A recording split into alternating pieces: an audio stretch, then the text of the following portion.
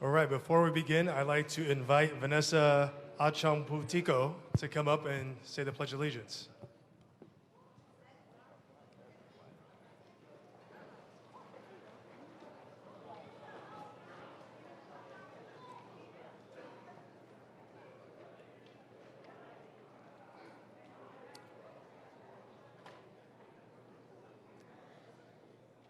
I pledge allegiance to the flag of the United States of America and to the republic for which it stands, one nation, under God, indivisible, with liberty and justice for all. You may be seated. That was great. All right. So to start off, I'd like to invite District Attorney Darcel Clark to say a few words of greetings.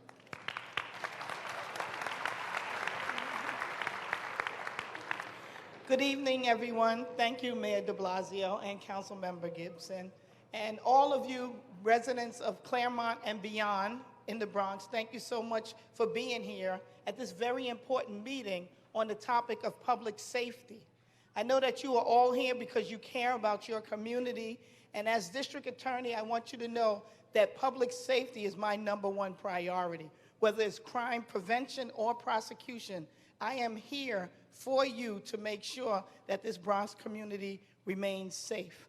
The only way that we can do that is with the District Attorney's Office being in partnership with members of government, with the police department, and with you, the community, making up the residents as well as businesses, clergy, and so on. So thank you for this opportunity. I look forward to hear what you have to say and the questions that you'll address to the mayor. Thank you.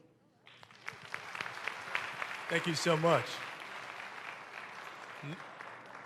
Next up, I'd like to invite Councilmember Salamanca.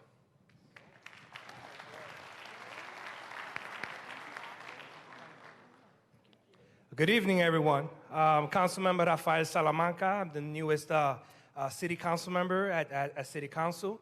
I want to thank Mayor de Blasio and Vanessa Gibson, Councilmember Gibson, for putting this together. Just so that everyone knows, I cover the 17th Council District. I moved my office. I'm on Southern Boulevard in Westchester, where the old Clinica San Juan is at. I'm here to serve you, anything I can do. And I'm looking forward to the discussions and the questions that the community has in terms of public safety. Something that matters to me is public safety in NYCHA developments, our parks, our schools, and our community. I don't know if many of you know, I have a 16-year-old at home, and I also have a 21-month-old at home. I have a 16-year-old who's active playing baseball, who's constantly, playing basketball, so his safety concerns me. And I have a 21-month-old who's growing very fast, and I'm concerned about his safety as well. So I thank you again, and I look forward to hearing from you both. Thank you, Council Member. Next up, I'd like to invite your Council Member, Vanessa Gibson.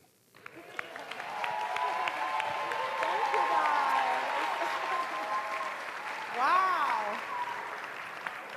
I feel the love. Good evening, family. Thank you so much to each and every one of you for coming out this evening. Welcome to Claremont Neighborhood Center, a beautiful community center right in our backyard. I want to thank our Executive Director of Claremont Neighborhood Center, Mr. Abraham Jones, and his staff for opening up their doors so that we could have this town hall tonight. I also want to recognize some very important young people who are a part of the Claremont Neighborhood Center family, and that is our young people, and they're called Teens to the Top. Yeah! Woo! Yes. Thank you, teens. So, ladies and gentlemen, welcome and thank you for coming out. I am so honored and privileged to host our first Bronx Town Hall in this borough with our mayor, Bill de Blasio. Woo, we're excited. So the mayor has traveled across the city of New York, and when he decided to have the first Bronx Town Hall in the borough of the Bronx. He came here to Claremont Village. Yes. So we are thankful to the mayor and his entire administration, all of the commissioners and senior officials, all of our NYPD chiefs and officers and inspectors. We are going to really have a great discussion this evening. I want to thank our Bronx District Attorney, Darcel Clark, and my colleague, Councilmember Rafael Salamanca, and all of you for being here tonight. We are here for very important reasons. You are here because you are a stakeholder in this community. You have raised your families, you have lived here, you have taken care of your children and other people's children, and you have survived through a lot. And so it is important for you to realize tonight that you have a voice. You have the ability to be a part of the solution and not the problem. And you recognize that because all of you have been doing incredible work in this district, and I'm so honored to be your council member. And so whether you're a clergy leader, a business owner, a tenant, whether you live in rental housing, whether you're a shareholder, whether you live in public housing, whether you run a community center, we all are stakeholders in this process. And it is that. It's a process. It's a journey. And so I want to really thank and recognize the mayor. And as I introduce him, he has a very long bio. But the one thing I will say about this mayor, our mayor, is he has been extremely committed and consistent. And you don't often find committed and consistent people in the same person, right? And whether it's 70,000 four-year-olds that are in universal pre-K right now, whether it's focusing on Vision Zero so that we can protect our pedestrians and our bike riders and our drivers, whether it's anything around paid parental leave so that thousands of working parents don't have to choose between taking care of their children and going to work, whether it's providing affordable housing, investing in public housing like NYCHA, we have done incredible work together. And also, not just as your council member, but I happen to be the chair of a little committee called Public Safety, right? And so we have made investments in the NYPD like never before. We are at historic low crime numbers in terms of high challenges that we face. We're at an all-time low now. We're investing in the police department around training, around technology, ShotSpotter. We are embarking on neighborhood-based community policing. We are working with law enforcement because we recognize they cannot and should not do this alone. We are their partners, and we're working with them to eradicate crime and make sure that we focus on prevention and not detention, right? And so I thank all of you. I thank all of you for all the work that you have done and we have done collectively. Are things perfect? Absolutely not. But as long as challenges remain, it means that our work is not done. Whether it's education, higher education, economic development, giving all New Yorkers access and opportunity to jobs so they can live and take care of their families. That's what it's all about. And in this community, we're also going through the Jerome Neighborhood Zoning Plan. And many of you have been a part of that. And I just want to share with you a latest update. And this is something you're going to really appreciate. Because of the advocacy of many residents and many advocacy groups in making sure that the Jerome Plan is our community-driven plan, I'm excited to say that because of the mayor and because of planning and all of the agencies working with us, we are going to delay the scoping hearing that was scheduled for this month in May. And we're going to push it back because we're going to allow more time to engage with all of you. And that's only a testament to your commitment in recognizing that any neighborhood plan that focuses on affordable housing must come from us. So I thank all of you for your support. I thank you for your commitment. Ask questions tonight to our mayor. He's here and he wants to hear from all of you. So I also, before I introduce our mayor, I want to recognize and have him come up and say a few words. He is one of my dynamic colleagues in Albany. recently elected 2 years, but you would never know it because he's everywhere. We just celebrated the ribbon cutting for the first ever Health and Wellness Center right at Community School 55, CS 55, and I want to recognize Green Bronx Machine because we're talking about health and wellness. It's so important. So ladies and gentlemen, please help me welcome our Assembly member, the Honorable Michael Blake.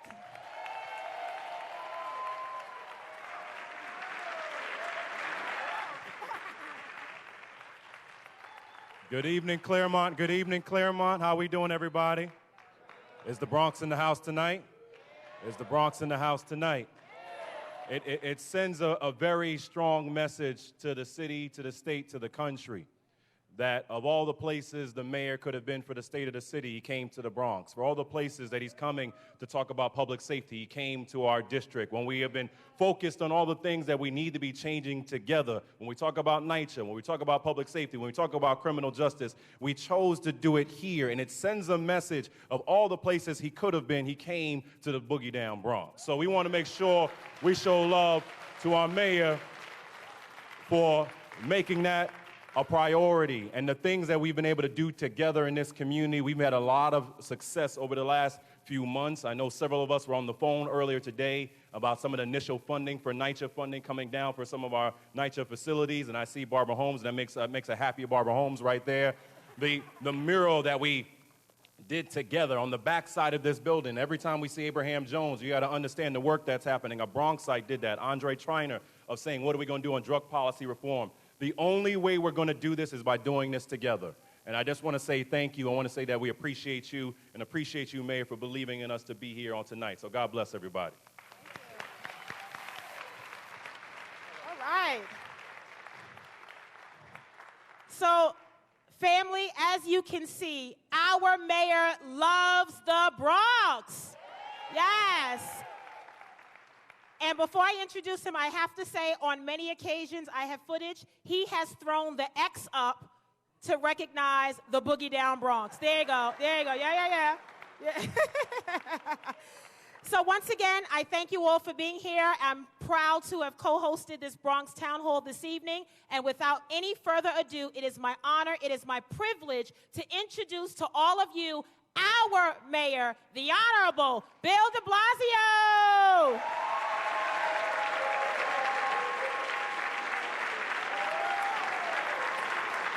Thank you. Thank you, everyone. Thank you so much. Thank you, everyone. It is a joy to be with you. And I want to say a few things to you up front, but I really want to hear from you because there's a lot to cover this evening. Because this is about a community. This is about what you need. This is about your government acting on your needs. And that's why these town hall meetings are so important. They're a chance for us to make sure we're getting it right. Now, I want to talk about some of the folks who are here because you are blessed to have some great, great leaders. I want to first, though, talk about the organizations that helped us to put this together tonight. Special thanks to the Claremont Neighborhood Center for hosting us.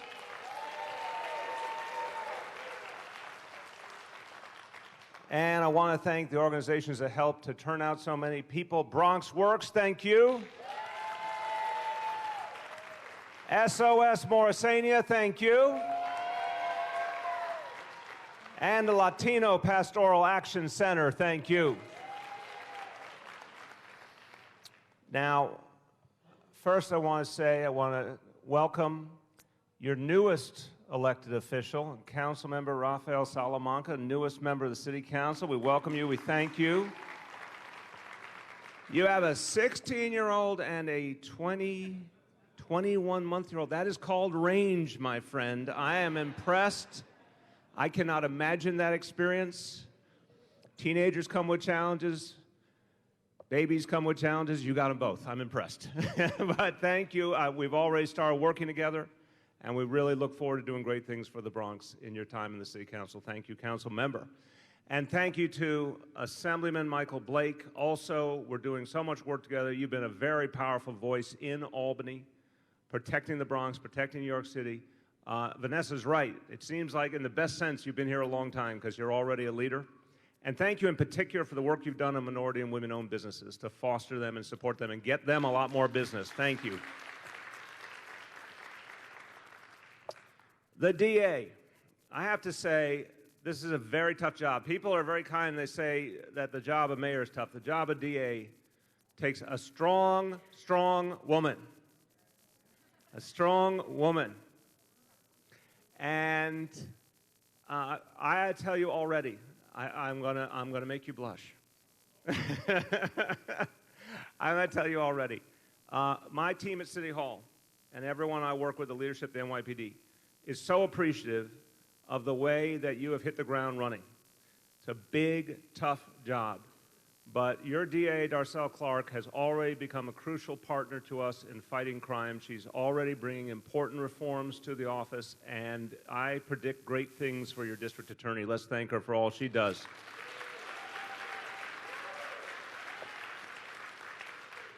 Now, let's talk about a very wonderful woman who represents Morrisania and Highbridge and Melrose and West Bronx and, of course, Claremont. She's so special, she represents them all. I have to tell you, Vanessa Gibson and I, we think we have the same schedule because we do so many things together. And part of that is that there's nothing more sacred in the work we do in government than keeping people safe. Think about it for a moment. This is the first obligation of public service. Now, to be the public safety chair for the entire city and the city council means you play a major role in the safety of 8.5 million people. Vanessa Gibson did not take this as a small assignment. She put her whole self into it, and she has been all over the city, working with her colleagues, trying to help address issues literally in every neighborhood of the city. And when I talk to you in a moment of some of the progress we've made, because we have found new ways to fight crime, we've found new ways to work with communities. When I talk to you about that progress, I'm going to tell you a lot of it was because of the City Council. And a lot of that was because of Vanessa Gibson. We're going to have 2,000 more police officers on patrol by the end of this year. And one of the reasons for that is because of the work of Vanessa Gibson.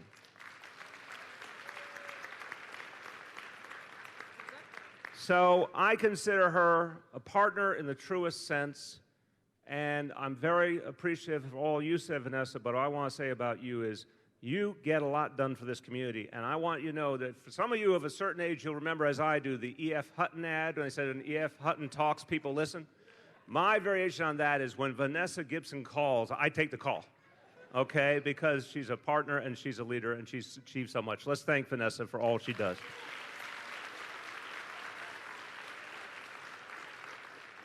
I also want to thank this wonderful young woman, Vanessa, who led us in the Pledge of Allegiance. She is a great American dream story, a daughter of immigrants who's doing so much already. Vanessa, congratulations and thank you. And now this is my favorite part of every town hall meeting, except the best part is hearing from the people, your ideas, what you need, what you think we could do differently. But my second favorite part, I would say, is when I tell you about these wonderful people over here. Because these are the heads of some of the most important city agencies, the leaders of the police department here in the Bronx and in your precincts. These are folks, this group of people right here has, and over here, has a huge, huge impact on your lives. And they make your lives better in many ways, and they're here to address your challenges. You've got more important people collected here in one room than you will ever typically see in this city. Now, what I always say about them is, they are so devoted to their work that they will be here all night. Even when the meeting's over, they will stay. They don't want to go home. They want to talk to you. So we're going to call them up from time to time in this meeting. But at the end, if you have an issue related to police, related to sanitation, housing authority, you name it, a lot of the right people are right here, and all you have to do is walk up to them and talk to them. So I encourage you to do so. Now, very quick, couple of framing remarks. The big picture in our city, there's a lot we have to be proud of. There's so much, I want to tell you from the very beginning, there's always so much to do. I'm very clear about that fact, but there's a lot to be proud of. This is a city where we have more jobs than we've ever had in our history, 4.3 million jobs. This is a city where crime is going down. We have real challenges, and we're going to talk about some of them tonight. But overall, crime is going down in this city.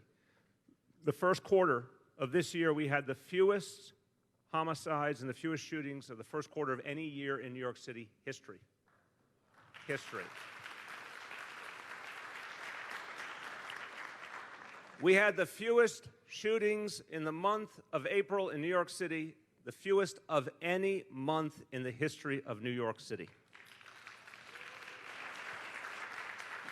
And the people we have to thank are these leaders of the NYPD and all the men and women of the NYPD. We thank you for all you are achieving. At the same time, we're working to make this a fairer city. And I said from the beginning we could have a safer city and a fairer city. We could change the broken policy of stop and frisk. We could work to bring police and community together. We could start genuine community policing. These things are starting to take hold. There's a lot more to do, but they're starting to take hold. And they combine with a lot of other things we're doing, like paid sick leave, which is reaching 500,000 more people than when we came in, and better wages and benefits for people in the city. We have so much to do, but we're proving that these changes can be made. Now let's talk locally, because in the end, all of us live in neighborhoods all over the city, and we see the world through our neighborhood, and that's what matters.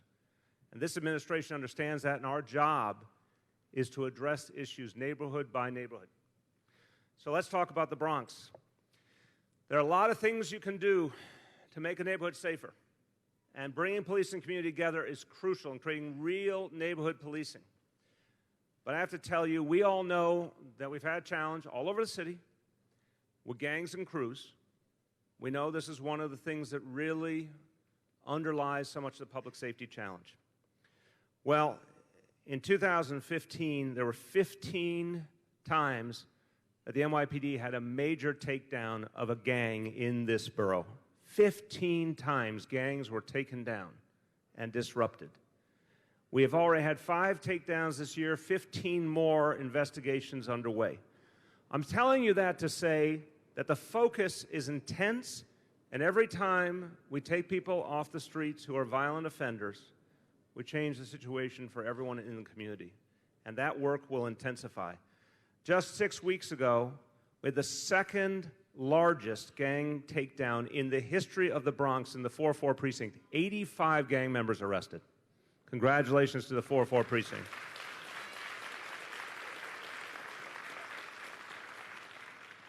Shootings are down, homicides are down citywide. Shootings down also in the Bronx, 17%, homicides down 7%, but it's not enough. We have so much more to do, and we know it. But we also say that when we focus our resources, it makes a difference. In the Butler houses, which is part of the mayor's action plan, a focused attempt to really concentrate our resources on public housing developments that needed the help the most. Since we instituted this plan, crime is down 40% this year in the Butler houses, and we're proud of that. Now, I'm just going to say a couple other things very quickly, and then I look forward to getting into the discussion. We understand the Bronx has an unfortunate distinction right now as being one of the epicenters of the opioid crisis. We take this very, very seriously. I know the council member does, the DA does. We are putting a lot of resources very quickly into making sure we have the medications available, the reversal drugs available to stop overdoses, making sure that we're doing a lot to educate our young people on the dangers of opioids, making sure that we're doing a lot more to go after the people who are selling the drugs to our young people. And we're going to be talking a lot in the coming weeks and months about intensifying efforts to deal with a crisis that really has become one of the leading challenges in this city. We know beyond public safety, there's a lot of issues we could talk about tonight. And I'm just going to mention some of them now because what I want you to know about a town hall meeting, the theme is public safety, and we're going to talk a lot about public safety, but anyone can raise anything they want. So I know, for example, people might raise concerns about public housing. And a couple of announcements I want to make this evening for residents who have raised real concerns to us. Folks in the Butler houses have talked to us about cleanliness issues, and have talked to us about the fact that they don't feel that that development has been kept up properly. I want to announce in the Butler houses we will be replacing the superintendent of maintenance this month in the Butler houses.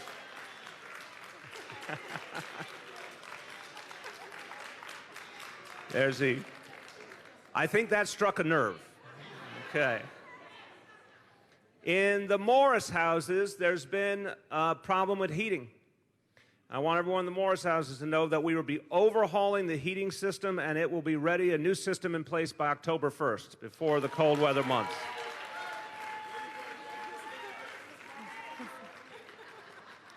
I like what you're doing with your hair. That is happening, let me tell you. Now, let me talk for just a moment about our young people.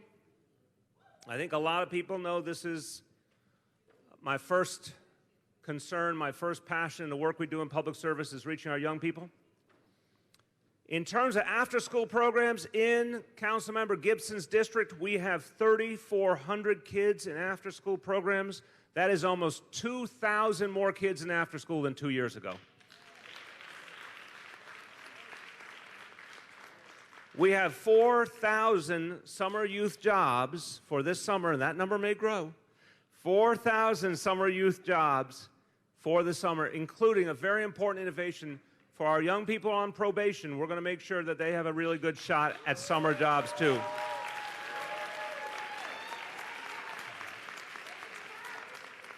And I want you to know that we found great success in opening up community centers and making them focal points in the summer for youth recreation, a positive place for young people to go.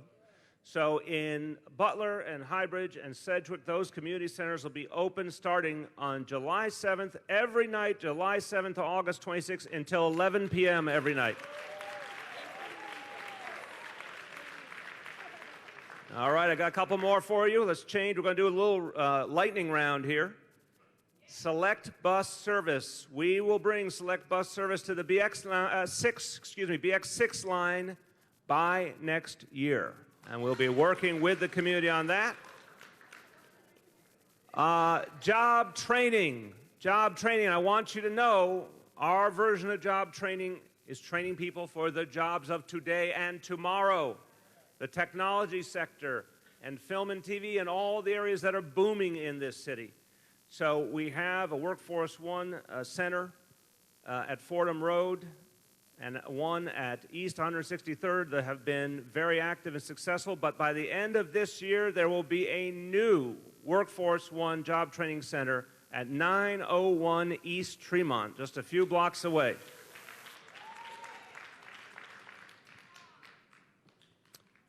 There's been real concern. I should have put this with public safety, but I got my cards out of order. That's okay.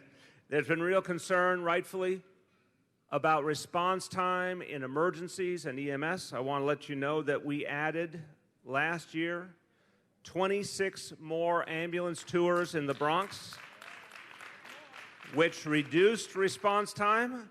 And in the budget that we look forward to the council voting on next month, we will be adding 16 more ambulance tours in the Bronx for a faster response time. And then 3 more things I want to say very quick. One is we're trying to do a lot to connect people to opportunity, and that means being connected to the internet. You'll be seeing a lot more on this in the coming months. But one thing we're very proud of, we have an initiative called Link NYC. It is what used to be payphones all over the city will now be replaced by modern kiosks with free Wi-Fi service and a whole host of, you can make free calls. You can do all sorts of good things. You can charge your devices. And they're going to start spreading all over the community. And the first one will go live in the Bronx in a few weeks at Grand Concourse and 184th Street, with many more to come thereafter. So it's going to be a great opportunity. I also want you to know, and this is something, well, I'm sure we'll talk about affordable housing tonight. There's no issue more on the mind of New Yorkers. We are very aggressively going at bad landlords. And we're working with the Attorney General's office and others to even prosecute on criminal charges landlords who have done some very, very bad things to their tenants. But typically, What we find is landlords who don't give heat or hot water, don't make repairs, harass tenants, try to evict tenants, try to overcharge tenants, in many, many cases to try and get the tenant out so they can charge more. That's not legal. But up until now, in too many parts of the city when that happened, innocent tenant didn't have any defense. We started a new initiative, and by next year it will have $62 million in it. It is allowing us now to provide a free lawyer to any New Yorker who is threatened with illegal harassment or illegal eviction by their landlord. A free lawyer available to you. Now, if you want to get a free lawyer, if you believe you're a victim of illegal harassment or being illegally evicted, or someone in your family is it complicated to get this new lawyer? What do you do to get a free lawyer? Is it complicated? No, you take out your flip phone if you're me. Now, probably a lot of you have something better than that. Okay, show off. Okay, your phone's a little more advanced than mine. You take out your flip phone and you call 311. And literally by calling 311, we are connecting people to lawyers, and those lawyers are defending them in housing court. And as a result of what we've seen already, and this program is growing all the time, we've seen a 24% reduction in evictions because people have a lawyer to defend them. And that makes a big, big difference. And everyone, because sometimes in these meetings I like to give assignments, so I'm deputizing everyone. If you know anyone who is threatened with eviction and they need a lawyer, please get them to call 311 so we can get them the help they deserve. Finally, we'll talk about this tonight, I'm sure, but I'll mention it, the Jerome Avenue rezoning. This is a chance, the way I always talk about this, is a chance to get a lot of things done for a community that have waited for years and years, in some cases have waited for decades. Because what happens in the rezoning is, with the leadership of the council member, we focus on all of the outstanding needs of the community that the government might be able to address. We focus on if there's a need for more school space, if there's a need for more parkland, jobs and job training. We look at the whole picture of the community. The purpose of rezoning, first and foremost for me, is to create affordable housing. I have a plan that'll create affordable housing for 500,000 people. And by opening up some new opportunities to build, we can benefit the community. But at the same time, we have a chance to do a lot more. And it's a process very deeply engaging the community, but the council member is the key player in the effort. So that will start, and we will work together. But I want you to know I see it as something that happens for a community, literally in many cases, once in a few decades.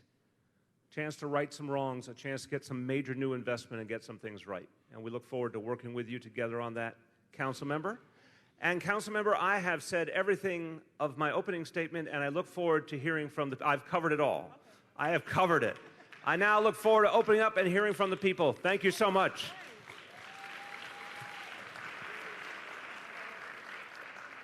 Okay. Yes, I'm on. Okay, can everyone hear me? You guys can hear me. Okay, great. So I am serving as the moderator this evening, and I know Commissioner Carrion gave you some housekeeping rules. So in order for us to maximize and make sure that every resident this evening has an opportunity, it's extremely helpful and important if you have something to say. Please, if you can get to the question so that we can have the mayor and any appropriate agency address it. And then if we get to everyone, we will get back to you. I will do my very best. I'm turning. My shoes are comfortable, so I'm turning. And I will make sure I get to everyone as quickly as I can. So I first want to begin with one of our sponsors that helped us bring residents here this evening, the director, the head of the Latino Pastoral Action Center, Dr. Reverend Raymond Rivera. We're going to start with you. Oh, there's your mic. Thank you, Dr. Rivera.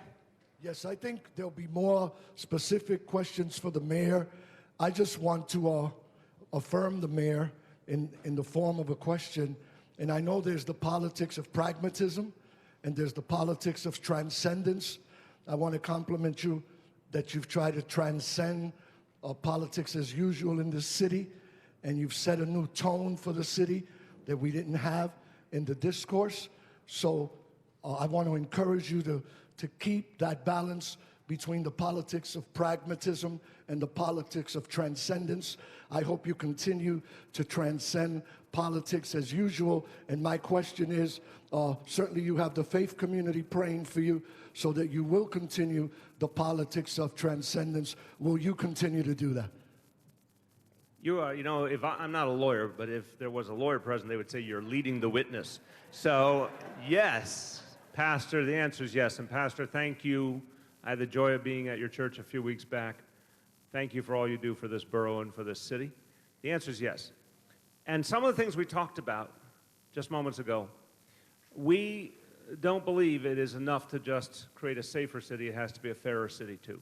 We have to fundamentally change in a positive way the relationship between police and community, which is why this new effort at community policing, neighborhood policing, I'm so excited about. We have to create fairness for tenants. We have to create opportunity for people who have been left out. This is about a very different city we have to create. So my view of the matter is we're only just getting started. I'm proud of some of the things we've achieved, and again, council members have been a key ally, but this is a beginning. I want to see us reach more and more people, and I want to see the model change. Because, for example, when you talk about the evictions, as we talked about a moment ago, the model was that innocent people got evicted with no recourse. That's what happened over and over again. Do you know how many families end up being homeless? How many families became destitute because they lost the only affordable housing they had? By the way, we lost that affordable housing to the city at the same time and never come back. We need a different kind of model that says we protect our families and we keep them in the homes they deserve. This is an example where government could have done this a long time ago, would have changed tens of thousands of families' lives for the better, but government didn't do it. Now it's time for us to do it. So that is an example of the model you're talking about. We're committed to it. Thank you. Thank you. I next want to call our Executive Director of Claremont Neighborhood Centers, Mr. Abraham Jones.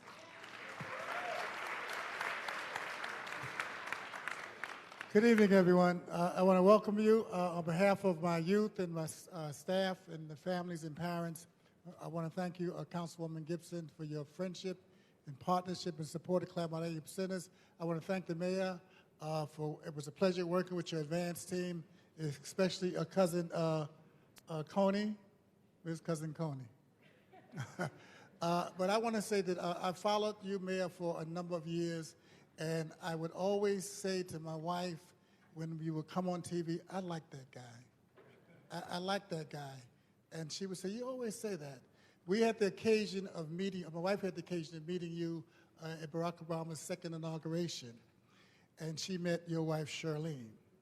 And when she met her, she said, I like him too. And so I now, when we see you, I now kind of understand the reason why she probably likes you, because you two are probably the only two people I know that still walk with flip phones, because she has one too.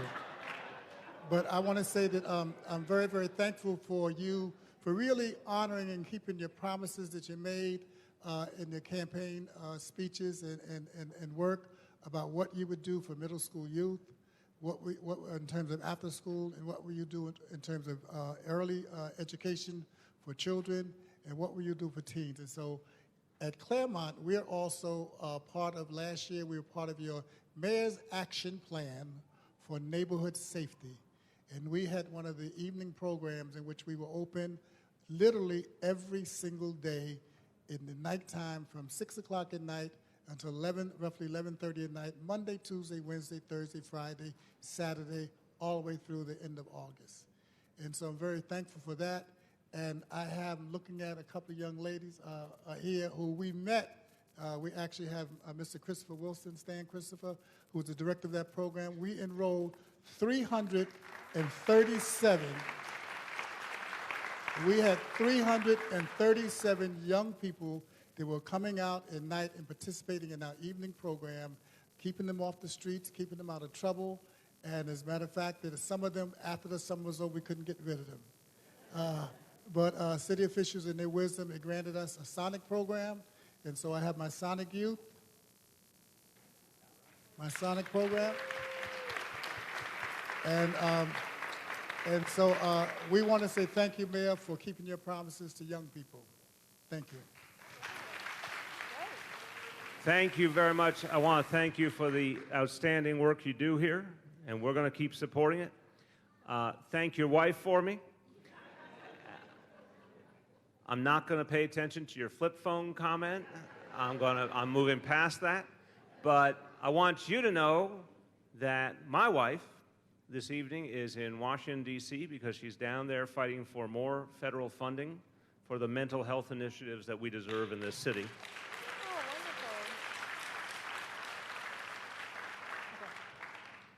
Please. Great. Okay, so I'm going to start here and go to each section. I'm going to call out one of our community leaders that we all know, Mr. Bernard Smith. Stop the violence. Thank you. I want to ask a question, and this is not just to you, Mayor, but this is to all our elected officials. You say crime is down, but just today, a young man got killed. And when somebody gets killed in the community, it's one too many. Is there any kind of way they could pass a law or put in a bill, to regulate bullets, ammunition? Because there's too many guns out here on the street, and you're not going to get everybody to turn in their guns. But if we could stop the ammunition or put regulations on it like they do a car, I think that will slow the crime down even more. Thank you. Thank you. Well, thank you. Thank you for the good work you do. And look, I want to immediately connect to the statement you made. When we lose a young man or you lose anybody, it's not about statistics anymore. It's about a human life. It's about someone that their family will never see again. So, us who do this work, we in public service, we should talk about the statistics, but we can never think that's the whole story. So the job is to work for a day where no one has to go through that again. And that's a huge, difficult concept. On the other hand, look where we came from. I served in City Hall back 20 plus years ago as a staff member, and I remember the years when we had more than 2,000 murders in this city in a typical year. It's amazing the progress we've made, but we just have more to go. And I feel the same way, by the way, about fighting the traffic fatalities with Vision Zero. I feel the same way about fighting the opioid challenge. I think on the question of the bullets, I think it's very important to be straightforward with you, and I imagine the DA has some strong views on this too. I think we'd love nothing more. I think we have a political impasse in this country that we have to overcome, and it is at the national level that we need the most fundamental change. I'm a little hopeful about this year. I'm not making a partisan statement. I'm saying I think what's happened in this country is the recognition of the impact of gun violence is deepening. The recognition that the laws are broken is deepening. So I think we may see a grounds for some progress. But right now, our obligation with laws, federal laws that are still broken, is to do what we can do through policing, and also do what we can do through reaching young people before, God forbid, they ever have to come in contact with the police. So that's why we believe in pre-K for every child. We believe in free after school for every middle school child. That is now a right for any middle school child in this city under this administration. Free after school program. We believe in creating all the other opportunities, the internships, the mentorship, the summer jobs, everything we can reach. We also believe that when the NYPD does have to come into the equation, that we should be as proactive as possible, which is why I talked about the gang takedowns, which make a huge, huge difference. Because the other thing we have learned in recent years is the number of people who are propagating most of the violence in New York City. Number in the thousands only. Maybe 5,000 or less. That's where most of the violence is coming from in a city of 8.5 million people. So we can pinpoint folks who do create most of the pain and do more, and that's why these takedowns are so crucial. So it's a long road, and I feel each time that we lose someone, but I can see that we're making progress. Great, thank you. Okay, I'm going to go to this section. I got you. You had your hand up early. Yes, ma'am. Thank you so much. microphone. The microphone. You get a microphone. Hi, I'm very happy to be here. It's a pleasure to meet both of you guys. I do live in Butler houses. I don't have a security issue, but I have a problem with repairs. I've been living in my apartment for 26 years. For the last 3 weeks, I haven't had a cabinet. My groceries are literally sitting around in my kitchen wherever they can be because the cabinet was removed due to busted pipe. And It was removed we need some because help. of the pipe? The pipe was busted, it was rotted, it was corroded. For 5 days, I dealt with a flood situation. They changed the pipe, and now I just have a naked wall. Okay. And it's been 3 weeks. All right. So We need caretakers. We have rats in the daytime. The playgrounds are very hazardous to my grandson. And we need help there. And I live in Butler. You're in Butler, okay. Well, the good news is we have the Thank chair of the Housing Authority. Oh, there she is, the chair of the Housing Authority, Shola Olatoye. Thank you for your comment. Thank you for hosting us here this evening. So first of all, I just want to note that we have a number of NYCHA staff here. Stand up. I want everyone to know you're here as well. Our Bronx staff, head of property management, head of public safety is here as well, Chief Gerald Nelson. So we have many resources here to address individual apartment concerns. We want to immediately get your, I think that's already happening. We want to immediately get your apartment and address because, let me respond. He wants to be responsive. That's good. So, first of all, thank you for your enthusiastic response to the replacement of the superintendent of maintenance. Clearly, a major set of issues around just general cleanliness at Butler. A real focus across NYCHA for us is increasing and improving our standards and basic quality of life.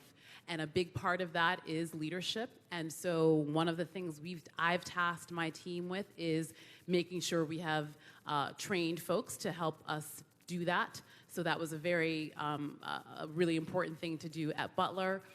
In terms of the rodent issue that you mentioned, this is something that a number of our developments are struggling with. So I want everyone to hear me that I hear you. A couple of things, both in location near our MTA, our Metro North colleagues, nearby construction. And so we are coordinating with our sanitation colleagues, the Department of Environmental Protection, and any ongoing construction that's happening in the neighborhood for treatment. So if treatment hadn't begun today, it will begin this week at Butler and the other developments that I know we heard specifically from the resident leaders that was a major issue. We will fix your cabinet immediately, so please do give your address. Thank you. Oh, who's that? In the back. Oh my gosh. Okay. Yes. I couldn't see you. Thank you. Thank you. Good evening, and thank you, Mayor, for all that you've done thus far, you and your wife. We appreciate you and could not appreciate you more. I have two things I'd like to bring up. I'd like to know whether or not there's a policy with respect to where homeless shelters, private homeless shelters, can be sited. We talk about neighborhood safety, and you're doing a great job. And in other neighborhoods, our safety is going down the hill, okay? We cannot keep our children out. Imagine where you lived in Brooklyn. I live on Forest. 1 to 3 family homes, buildings over 100 years old. We have had 2 going on 3 to 4 illegally converted buildings into SROs for the sake of shelters. We have written every official, starting with the Community Board 3, right on up To your office, we CC'd you. We did not contact you directly because I feel if we had, you would have responded. But we didn't because we gave every single official a chance to respond to us. Now, our children cannot sit outside because we have strangers coming in and out, people that we don't know, drugs being passed, fights at night. 42nd Precinct has a good record as to how many times they've been there. And we speak about safety, but at the same time, we're creating a very perilous situation in some of the neighborhoods here in the Bronx. And many are saying that homeless people are being dumped in the Bronx. We need that to be addressed. If you have private buildings, private companies, private individuals making millions of dollars on homeless people, we as neighborhood people can figure out if you can take $4,000 per floor per month, okay? You can take $12,000 a month and do something so much better with homeless people, okay? So we need to know what the policies are. We have people coming into the neighborhood making millions. The few individuals, there's about 4, a few individuals that are making the money are making millions on homeless people. Okay? My other thing, please address that if you may. My other thing, I have a serious pet peeve with Morris High School in my Bronx. For 25 to 30 years, I have seen a scaffolding on that building. Okay?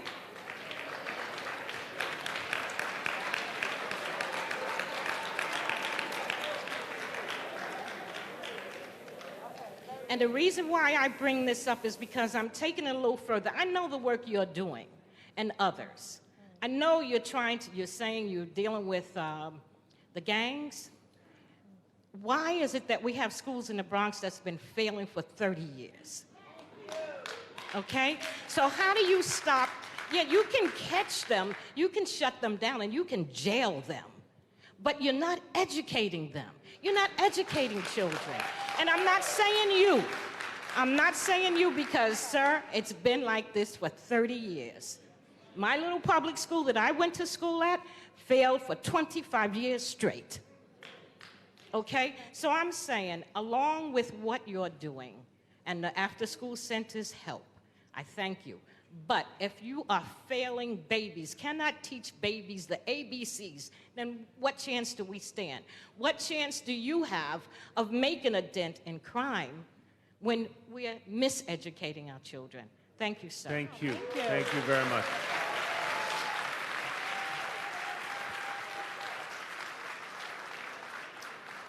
So I want to talk about each of the concerns you raised, but let me start with the scaffolding one. Lorraine Grillo is here, who is the head of the School Construction Authority. So again, I want to hear, are you familiar with it immediately? I'm sorry. Are you familiar with this specific example? Say again exactly where it is. Okay. So, hold on, we're going to get an answer. And you said it's been there for years and years and years. Okay. So, Lorraine is in charge for the whole city of the School Construction Authority, the people who build the new schools, fix schools, etc. So she's going to go look at this personally. Why don't you talk about your upcoming visit to the school? 1110 Boston Road. I got you. I will likely be at Morris High School tomorrow to see what the story is. But beyond anything else, I will make sure that we know why that scaffolding is up, and if there's an issue that needs to be repaired, we will take care of that.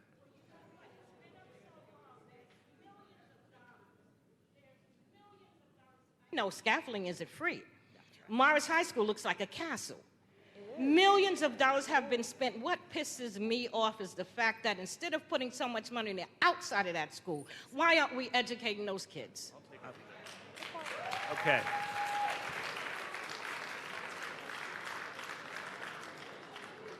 So let me go into that question, and then I want to go to the homelessness issue. So I'm going to aggressively agree with you on the question of have we failed as a society, as a city for decades? Yes, it's obvious. When I took office, we had 30% of our young people reading on grade level by third grade. 30%. Greatest city in the world, all the wonderful things we can say about this place, but only 30% could read on grade level by third grade, which is considered by many educators to be the indicator of whether they'll succeed later. So if that's clear, that's objective measurement of failure. We said we're going to have to change the entire equation. To Pastor Rivera's point that we're going to have to do something, it's a very, very different model. We started by saying you can do so much for a child if you reach them early, literally when the brain is still developing its most elemental way, but we were not doing that. So we said we were going to reach every child with full-day pre-K for free, and that is now a reality everywhere. Every child guaranteed full-day pre-K. Now we have to work literally up the ladder, if you will. Change the school system step by step. We have put a lot of resources into getting our kids now over the coming years on to grade level by third grade. We are putting a lot of resources into teaching kids better in middle school, because middle school is often where we lose a lot of kids. That's also why we created another truly universal thing, which is free after school for every middle school student. It's never existed before. Any sixth grader, seventh grader, eighth grader, their parent wants them in after school, we will give it to them for free, guaranteed. These are building blocks of change. I am not going to tell you everything's done yet. It's not. But I can tell you these are serious building blocks. Another one I'm very proud of. The high school level, we are now saying every high school, every community, regardless of who you are, where you are, will have advanced placement courses, because every child deserves that opportunity. Every child. And for the first time ever in the history of the city, we will be teaching computer science through our whole curriculum, every grade level, because if our kids get computer science education, it's going to make them much stronger for what's going on in the world today, and it's going to give them many more opportunities going forward. This is a beginning. This is a beginning. So what's inside the building, to your point, is what we're focused on, and where we are putting a lot of resources and our attention to change things fundamentally. This will be a long effort. This will be a long effort, because where we started was not an acceptable place. But we have the audacity to believe that we actually can change this situation fundamentally. On the question of homelessness, so I want to be straightforward with you. And I think the answer won't be satisfying in the first instance, but I'd rather tell you the truth as we see it. We saw a steady escalation in the number of people in homeless shelters over years and years. We have finally, in the last year, stopped that negative reality. Because we provided subsidies so people could stay in their apartments and not become homeless, because we provided free lawyers to stop people from being evicted, we have put so much effort into trying to help people either stay out of shelter to begin with or get right back from shelter to an actual home. We now have 32,000 people who were in shelter in the last 2 years who now are in a home. 32,000 people. So we finally stabilized the number of people in shelter. Our goal is to go a lot farther. So we will not need to create the shelter facilities, exactly the problem you're discussing. Now, what we've been very clear about is we do not want to deal with bad actors.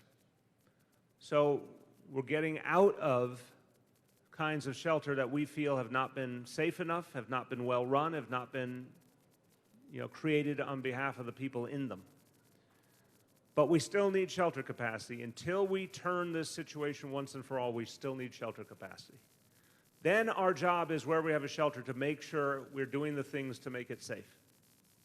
And that's where the precinct comes in and the way we run the shelters come in. This is a really imperfect equation. I want to be straightforward with you. And I don't love it.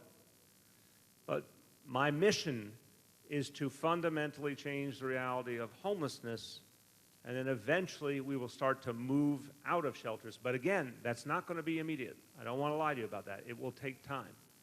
Our job as best we can then is to make sure things are as safe as they can be, that people are getting opportunities in the shelter for job training, for education in the shelter so they don't have to go out of the shelter as much, and that we're getting people out as quickly as possible to permanent housing. That's what we're trying to do.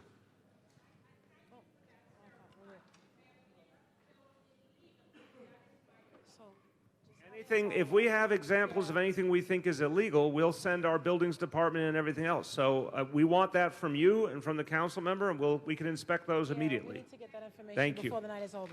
Okay. I got it. Anyone in this section? I see residents back here. I'm going to go around. Okay. Maria Forbes, you had your hand up. Maria. And then I'm coming around. Maria. Good evening, everyone, and thank you, Mr. Mayor, for coming. I have 4 very short questions for you. 1, why NYCHA is not addressing the Section 3 program for resident employment? 2, why are you not addressing low-income housing for low-income families earning only $15,000? 3, why is NYCHA not providing the summer lunch program to feed our children this year? Every year, our children have been fed through the summer lunch program, and this year, they will not provide the funding to feed the children. That is really my... Okay. Shola, you want to start on the summer lunch? Absolutely. Good evening, Ms. Forbes. First, I want to correct you. We are actually providing the summer lunch program. There had been a discussion. I've shared this with our colleagues Okay, so there will be a summer lunch program this year. We were working with our colleagues at DYCD, who actually runs this program across the city. We were going to transfer it. Did not happen this year. There is no change in the summer lunchtime program at NYCHA facilities and the 20 NYCHA employees who work at that program. So no change in that program. Okay? Hear that? Yes. All right. The first issue around Section 3. Section 3, for many of you, you know this is a requirement of all of the contracting work that we do at the Housing Authority to employ a low-income New Yorker or a public housing resident. HUD has determined that we are in compliance. We know this is a major challenge because it is truly best efforts. This year, we have consolidated the function of actually tracking the number of employees that contractors say they're going to employ versus those who are actually employed. That function was littered throughout the organization. I consolidated it into one department. We now have regular reporting as to how many people the contractor said they would employ versus how many they actually are, one. But we've gone also above that as well with our REASE program, and I know many of you know this program as well. Last year, we placed over 2,200 NYCHA residents in permanent jobs, and this is something that goes above and beyond the Section 3 requirement. We'd be happy to talk to you more about what we can do with you and other resident leaders here in the community. Let me just say that the city, I've been down to the executive board meetings, and I've seen that the city have contract over $5 million with Verizon, over $3 million with PC Richard. Like, none of those jobs are never addressed or pointed on, as well as with the city. You know, we give the city, we were giving the police department our money, no clerks were hired under Section 3. We're giving the city a greater deal of our money, and no people are being hired, even under sanitation, that you're imposing this recycling program on us. Why aren't our residents being hired by sanitation under the Section 3 law? Yeah, no, I think that's a fair critique. Look, I think Shola's right that we've done some things that were not done before. But I'm going to take it past Section 3 in a way that's sympathetic to your question. Okay. Section 3, everyone who's looked at it knows it's toothless. It's a good idea, but it really didn't have anything to back it up. The question in this administration goes far beyond a vague federal mandate. We believe we should maximize employment for NYCHA residents. I think you're exactly right. When we deal with, for example, union jobs, we have not figured out effectively enough, with a few exceptions, how to get unions to hire NYCHA residents, to include NYCHA residents in the hiring pool that we can get to. We have to do better with that. There's no two ways about it. And I think in a lot of the ways we're spending money, there are opportunities for NYCHA residents that we have to strengthen. So I'm very comfortable saying some progress, not enough progress, things that we can do right now. When I say the point made about the unions, that's on us. I mean, I'm not happy if the unions aren't receptive enough, but that's still our problem, not their problem. Our job is to push them and to use our tools to do better. So I've had this conversation. Shola knows that I want us to be more aggressive, more creative, go beyond Section 3, and just literally, I want to know if we're spending public money, particularly in or around NYCHA developments, that we literally used every tool we had to maximize the employment of NYCHA residents. That's where we're trying to get to. We're not there yet, but that's where we're trying to get to.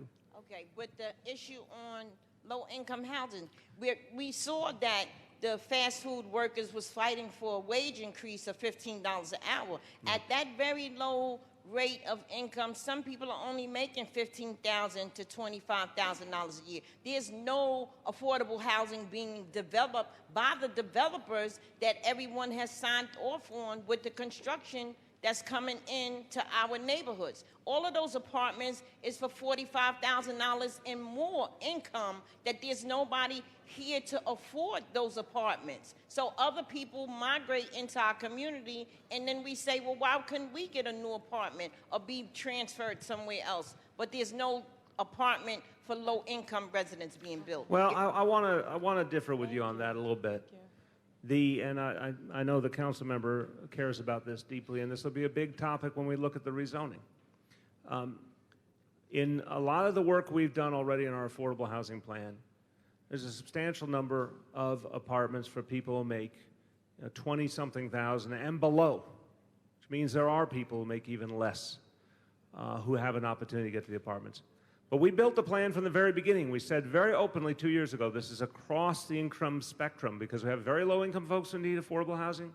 We have folks who are making 30,000 something that need affordable housing. We have people working for the city who can't afford to stay in their neighborhood, who have a civil service job and need affordable housing. So we literally tried to create it for different kinds of families, different kinds of realities. But on top of that, we have, thank God, in this city, our public housing, which we're going to protect and we're never going to allow to be privatized. That's over 400,000 people. We have rent stabilization that reaches over 2 million people. Plus everything we're doing in our affordable housing plan. This is really important. When we help someone stay in their apartment, not building a new one, literally when we subsidize the apartment, help people stay in the apartment, they pay 30% of their income, whatever their income is. They may make $15,000, they may make less. Their only obligation is they pay 33%, or a third of their income basically, toward the rent, a third of whatever their income is. Now, when you think about our affordable housing plan, has 120,000 apartments that fall under that category. So there's a lot of different pieces in the equation that are being focused on folks who have very, very low incomes, but we also try and serve the whole community. I think when you put the whole picture together, it adds up to a lot. But in the rezoning, we have a chance to say, what are the priorities for this community and how we do it from there? I'm going to ask that we get to other folks because there's a lot of people waiting, but I guarantee you that'll be a big topic as we go through rezoning. There is a young lady here that has a question, so we're going to ask her. We're going to give you the microphone. Give us 1 second. All right.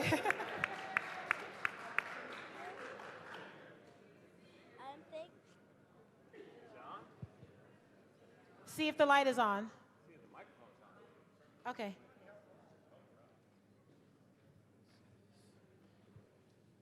Hello?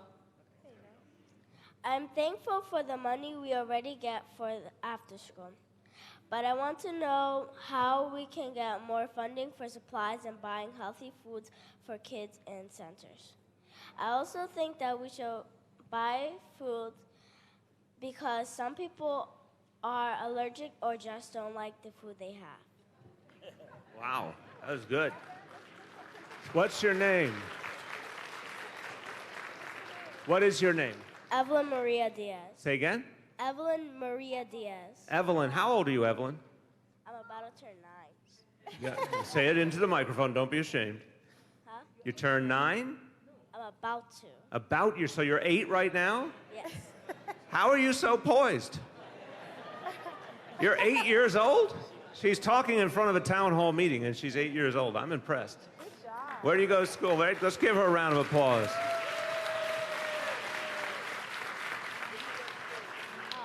Harriet Tubman Charter School. All right, you're doing a good job. We are proud of you. Let's see if our health commissioner wants to speak to how we get more healthy foods into the classroom. Health Commissioner. Dr. Mary Bassett. Good evening. And good evening, Evelyn Maria. Are you in an after-school program, or is this in your everyday school that you're talking about?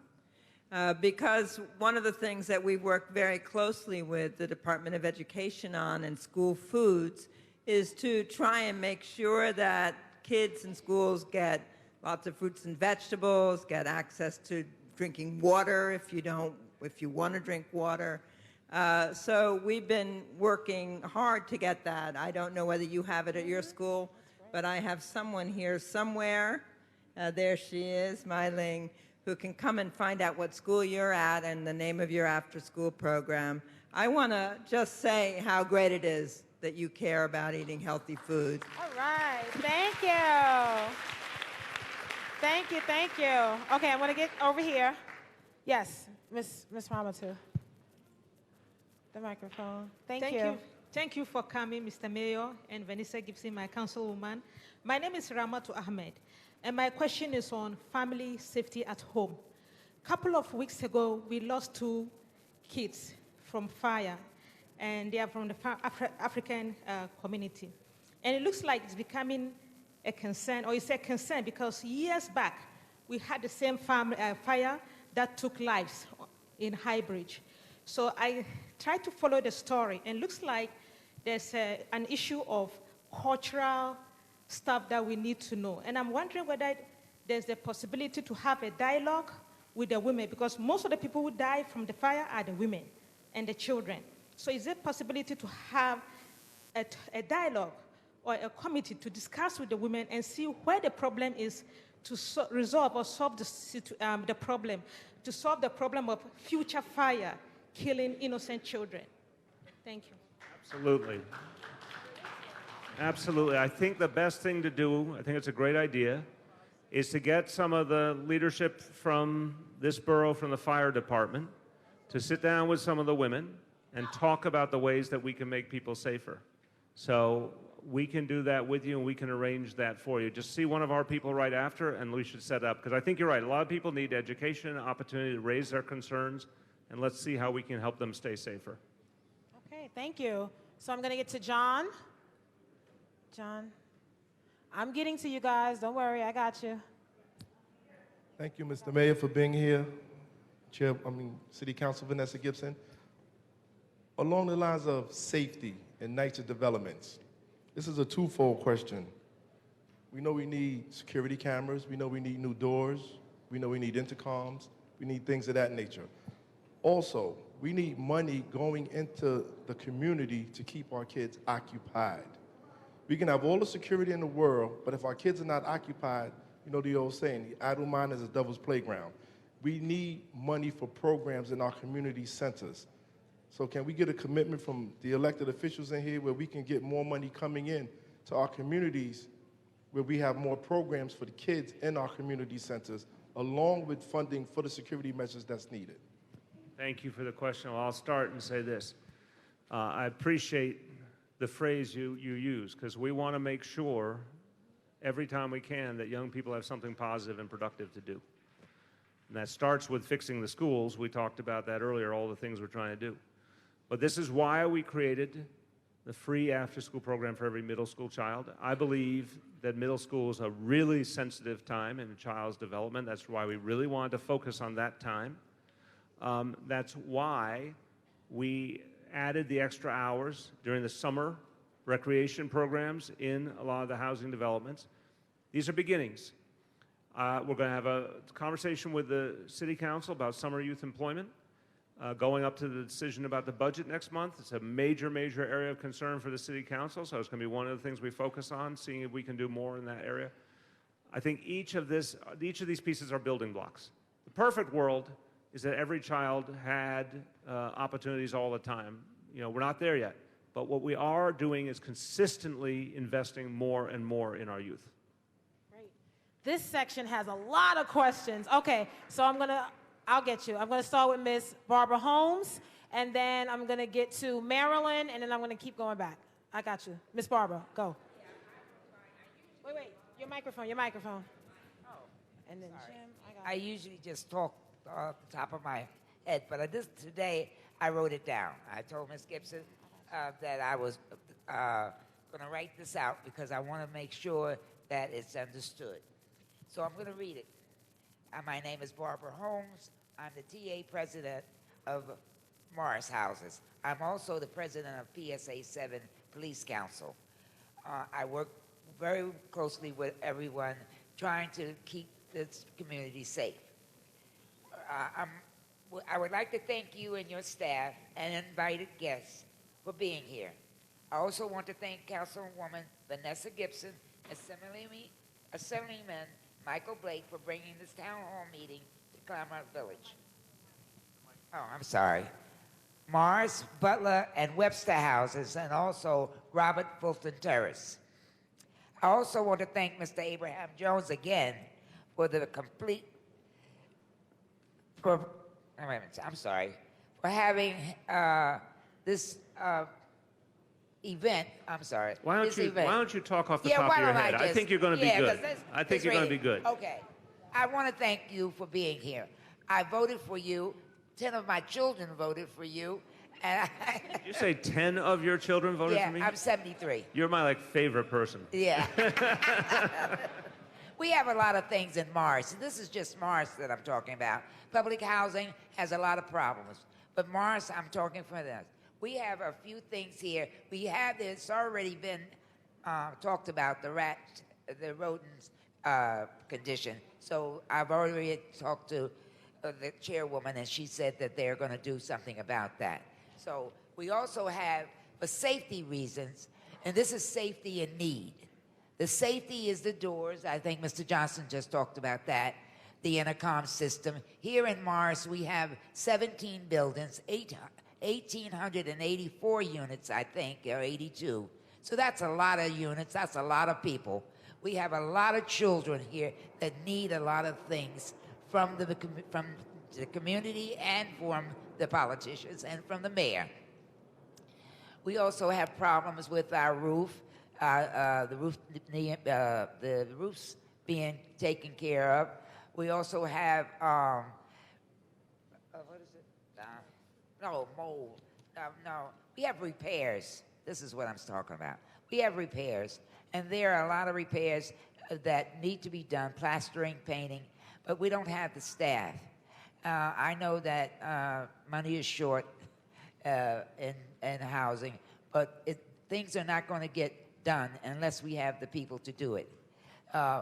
Some of the things here are not just Niger's problem, it's the residents' problems too. But we all work together. If we all work together, we can all get it done. I want to thank everyone for being here and listening to the problems that this community has, because we really have problems in housing. And it's sad when you see so many things happening that this project, this development, is 53 years old. So anything that's old needs to be taken care of, repaired, added to. So this is what we're going to have to do along with you and the Housing Authority and Ms. Gibson and Assemblyman Blake and everyone that's in charge. Thank you. All right. Thank you. The simple response I want to make, I think it's fair to say for many years that folks in City Hall tried to keep some distance from NYCHA and didn't claim the challenges of NYCHA. And we've said very clearly, NYCHA's problems, the problems the residents are experiencing, belong to all of us, meaning this is a priority for the whole city to address these issues. It's not something I want to disassociate with. It's something, it's a problem I want to go right at, which is why we ended, for example, the practice of the Housing Authority have to pay for police services. That happened for decades. That money, we said, no, that money should go to repairs. And now it is going to repairs. And NYCHA paid for decades and decades, paid taxes to the city, which makes no sense whatsoever. We stopped that and we said, no, that money should go to repairs, and now it goes to repairs. So this is part of the changes that we are making. And the plan that Shola put together to rejuvenate the housing authority is to bring in a lot more money that will go to both the day-to-day repairs, but also the bigger things that need to happen, the roofs, the stopping the mold, stopping the things that really create safety issues. So you've heard of the phrase turning the supertanker. We are trying to turn the supertanker and change the approach to the housing authority very profoundly, and ultimately this will result in billions of dollars more being invested than was in the past. Shola, do you want to add, because I think covered it? Okay, so that's the basic direction, but I also think, as you heard this evening, when someone shows us something we're not doing right, like we don't have the right personnel, or we didn't address a long-standing problem like the heat issue we talked about, that's our response. That's Shola and me and Michael Kelly, the general manager. We want to know that kind of thing, because if we know it, we can act on it quickly. Okay. Let's get the commanding officer, because look, I want to start by saying, this has been going on for at least 3 years. I have given the 44 precinct. They actually have a number. So if you're going to buy anything, you have to call that number. If you knock on the door, they're going to tell you to go outside and call the number. I have given the cards to the precinct. Basically, the amount of children that are cutting school, it's getting bigger and bigger by the day. No, it's not acceptable. It's not acceptable. I'm glad you're raising it. Let me tell you. And the whole idea, and again, we talked about earlier changes we have to make in this city. And the notion of neighborhood policing, which is an idea that Commissioner Bratton has really powerfully believes in, is that you are supposed to know key officers in the precinct. They're supposed to know you. You're not a number, you're not a file, you're a human being who has a problem. We're supposed to know the problem. We're supposed to come up with a plan. You're supposed to know what the police are doing to help you and be able to see results. So I want to make sure that, and this is an initiative that has just started in the precincts represented here, that's supposed to really change your life. So when you call in and say, I see something, you see a real response. So I want to see results now. Let's talk about the 4-4, what you know about this situation and what we can do about it. Good evening. I'm Inspector Brian Mullen, Commanding Officer of the 44th Precinct. I'm very familiar with your building 105 Elliott Place. I know that my neighborhood coordinating officers, Police Officer Benitez and Police Officer O'Connor, have done a lot of work in the vicinity of your building and on your block, which I'm sure you are aware of. We've made numerous contacts on the block, numerous neighborhood community contacts, and we're working with them to solve these issues that you complained about. But I can assure you that crime in the 44th Precinct, we're down 2.3% in overall index crime. And if you look at our violent crime, 6% decrease in our overall violent crime year-to-date in the 44th Precinct. And our arrests involving narcotics activity are up 18% compared to last year. So the work is being done. And as I said before, we did have a major gang takedown in the confines of the 44th Precinct, which spanned the northern part of the precinct and did touch your block where you did live. And that was 85 people arrested and 397 count indictment working with the Bronx District Attorney's Office, 44th Precinct, and Narcotics Division. So it was an outstanding effort, and we were going to continue that effort in the future. So if you will be kind enough to see me after the meeting, and I will get whatever additional information you have regarding the complaint, and I'll be sure that we continue to address it and that we will solve those issues in your building for you. Hold on one sec. So one of the things that happens at the town hall meetings is that the person most responsible for the solution you get acquainted to, they make a very public commitment to you. I want to thank the inspector, because as he said, there's a lot of success lately that's happened in this precinct. But for you, you haven't seen that success enough yet. And that's what matters, right? Our job is, until it happens for you and your family, it's not good enough, and that's absolutely fair. So, but now the man in charge right here, Inspector Mullen is taking personal responsibility to follow up with you and show you a change. So we're going to follow up and make that happen. Thank you, Inspector. Thank you. Ma'am, yes. Thank you. Welcome, Mayor. My name is Carmen Navas. I have been living in this community for 49 years. In the same apartment, the same door, the same closets, whatever. Well, I'm going to ask you about housing police. Where are they? When I moved here, I used to see them walking around the block. Now we don't see any. And this is for security, the housing police. Thank you, Mr. Mayor. Thank you very much. And this is part of why we're going to neighborhood policing as a strategy, because you should see the officer on the beat. You should get to know the officers in your community. It worked. It worked for years and years. Now, remember, NYPD today has driven down crime overall, again, in a way we've never seen in the entire history of New York City. That's very, very important. That's very good news. But we lost along the way some of that deep connection between the officer and the community resident, and that's what we are now putting in place again, because that will make us even safer. Thank you. Okay, great. Okay, I'm coming back. I'm going over here. Yes, with the glasses. Thank you so much. Thank you. Good evening. Wait for the mic. Wait for the mic. Good evening, Mr. Mayor. Good evening, Councilwoman Gibson. My name is Patrick Willis, and I work for Local 46 Iron Workers. And I'm hearing every issue that everyone's bringing up, and it sounds like the common denominator is sort of around money. And I've been a union member for 16 years now, and we've done pretty well. And I'm trying to help other people in this community. I've just moved to this area for 2 years now. Me and my wife and my family purchased our first home. And I'm trying to get on the community board, and I'm trying to help bridge the gap between the community and the unions, because I see a lot of non-union jobs happening right now, and that's where most of the crime is coming from, sort of, to me. When you have a union skill wage job, I think you're less likely to see crime committed in the area, and you're more likely to help the economy build up and give more jobs to the people of this community.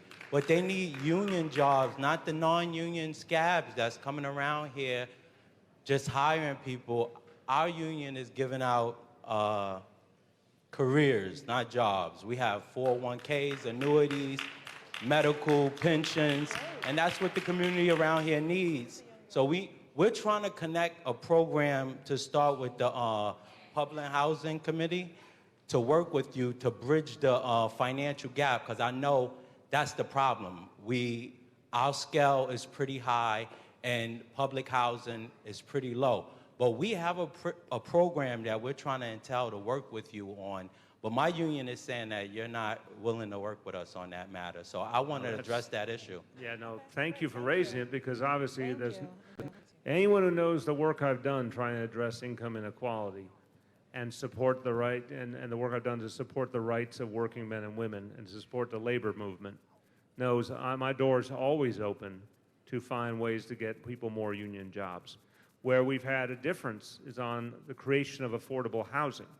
And I've said to the building trades, we can work together. Those can be union jobs building affordable housing, but we're going to need some kind of rate that we can afford, because the money that we have for affordable housing is limited.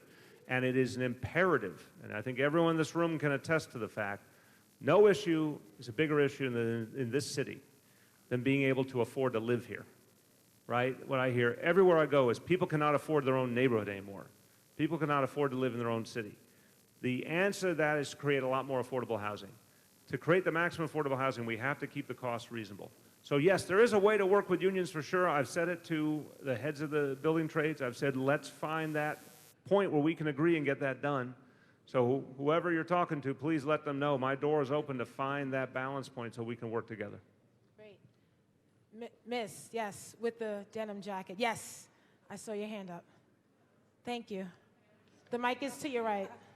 My name is Curly Armstrong, and I want to address two things. And the first thing is, I wanted to know why all the workers is hired out to private sectors now, like the painters and plasterers, the people that come in to do the work. It's not from national no more. It come in from private places. That's my Can you just explain, understanding. ma'am, when you say from private places, you Like, mean compared to what? Compared to what was? Give me just so I can Not understand. working for the city, but for someone City else. workers versus. Yeah. They come in to do the painting and the rest of the stuff, which is putting other people out of jobs. Hold the mic up to your mouth. Hold the mic up. There you go. How did they manage to get those jobs? Right. Okay. Look, we have a very large city workforce. We have 350,000 people who work for the city of New York. And there's all sorts of areas where Private sectors? No, I'm saying 350,000 public workers who work for the city of New York. And there's a whole host of things that our preference is to use a public sector worker for. There are some things that to get something done and to have the skills available or have the workforce available, we do contract with a private company. So I think what's fair to say is we have the biggest public sector workforce, the biggest number of public employees of any city in the country by far. Whenever we think something can be done by our public sector workforce, we're going to do that. We're very, very committed. In fact, we added to our public sector workforce in the last few years. But there's still going to be things that we have to contract out just to get done because there's going to be specialized services that a company can do for us that we can't do for ourselves. Well, what makes you think they're doing such a great job?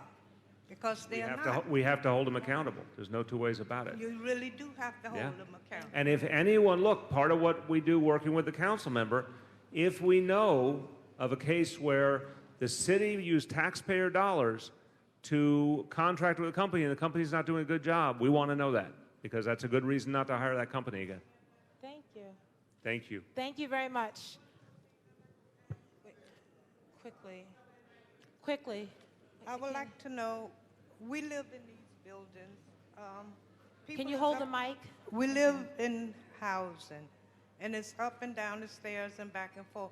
Why the roofs are not locked at night in these buildings? Why are they not locked? People can run up and jump off the roof. Someone jumped off during the summer, committed suicide. Why is the door to the roof left unopened? May I ask what development you're in, ma'am? Morris? What development are you in? I'm in 1451, but that happened in 1460. In Morris. Yes. In Morris. Okay. So first of all, thank you for your query.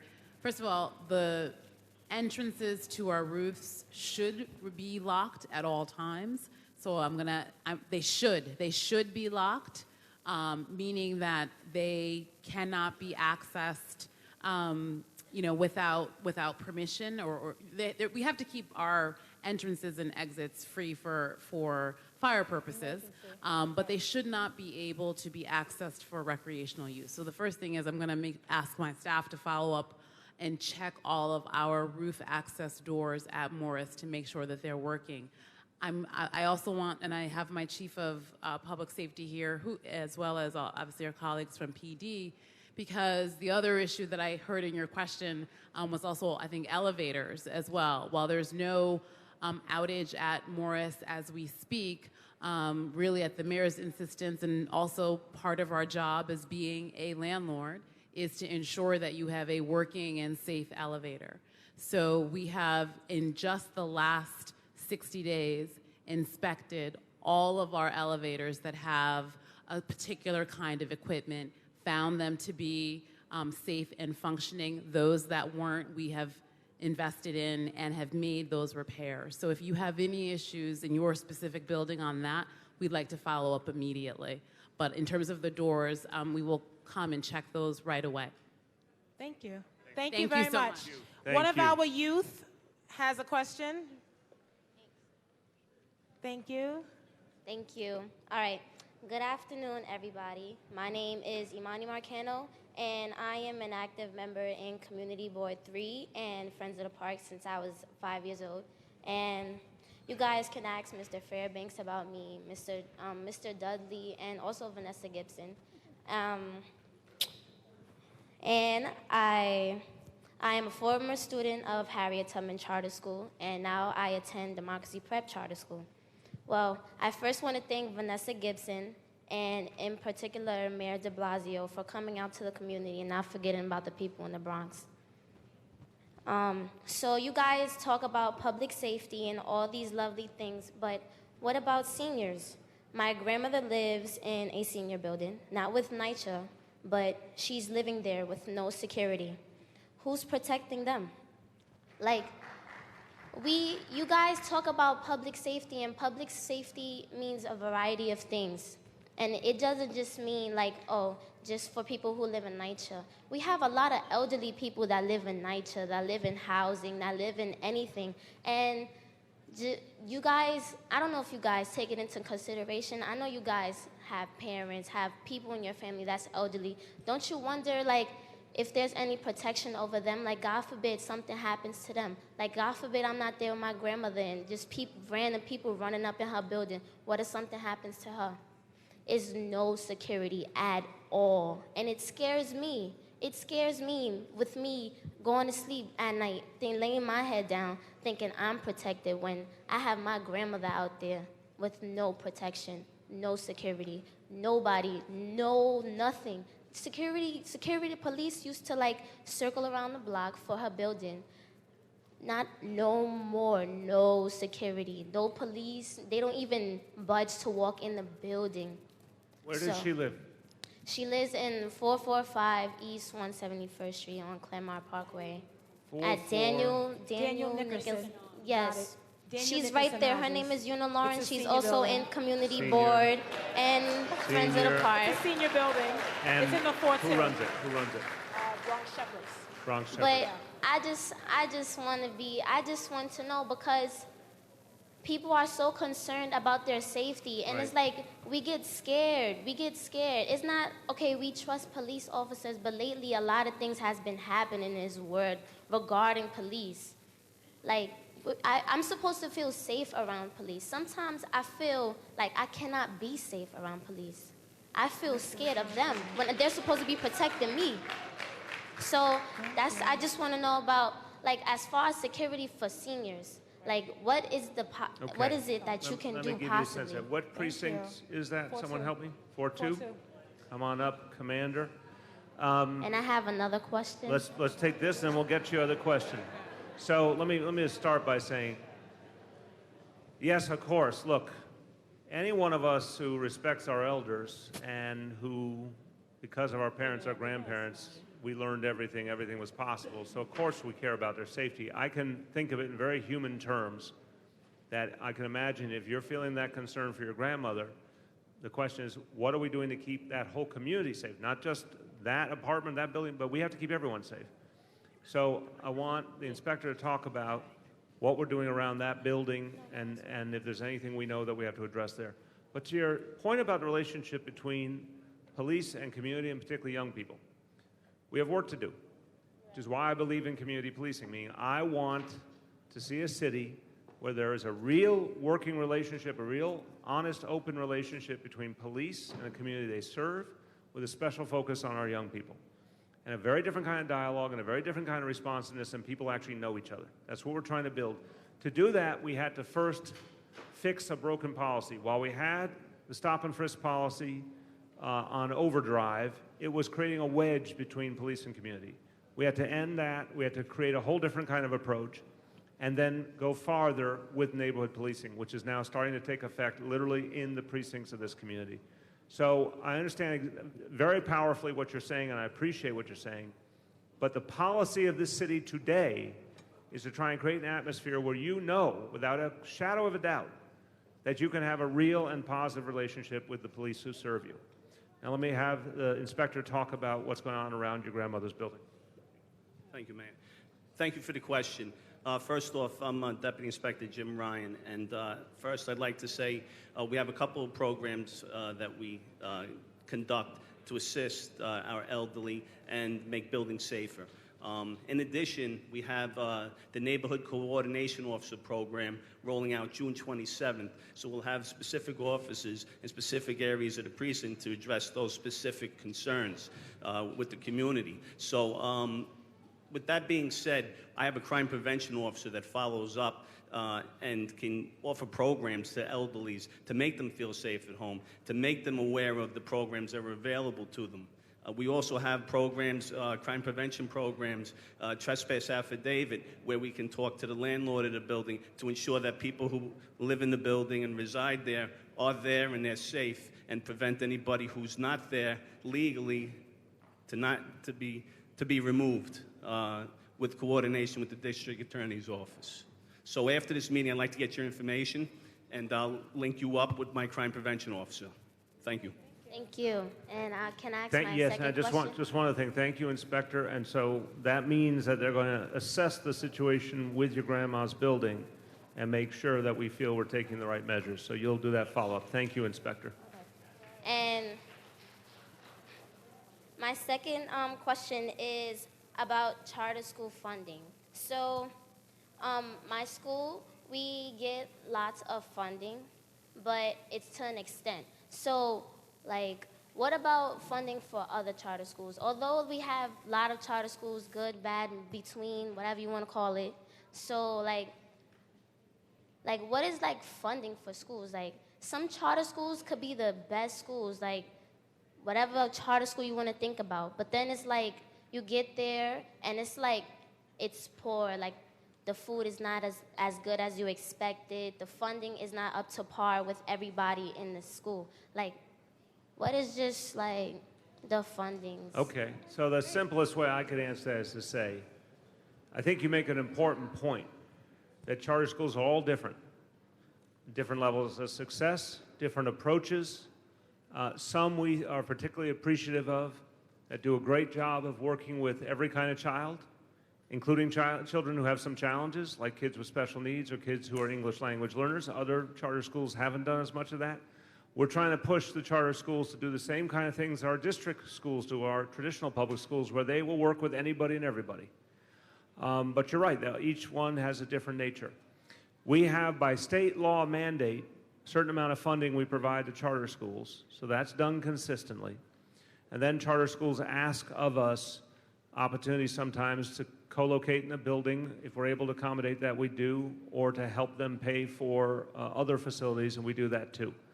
So I think the bottom line to your question is, do we have more funding for any individual school? What we're trying to do now is to create a more equitable formula to distribute school funding across the city, including to a lot of schools that didn't get enough in the past, including a lot of schools that were failing in the past because they didn't get the support. So that's our focus right now. We are supporting charters, but our number one focus is to create fairness across the city in funding and to help some of the schools that got left behind in the past. Okay, the young lady with the green, yes, another youth. Isn't it great to hear from our young people? Yeah! Great. We need to keep encouraging them. Thank you. Thank you.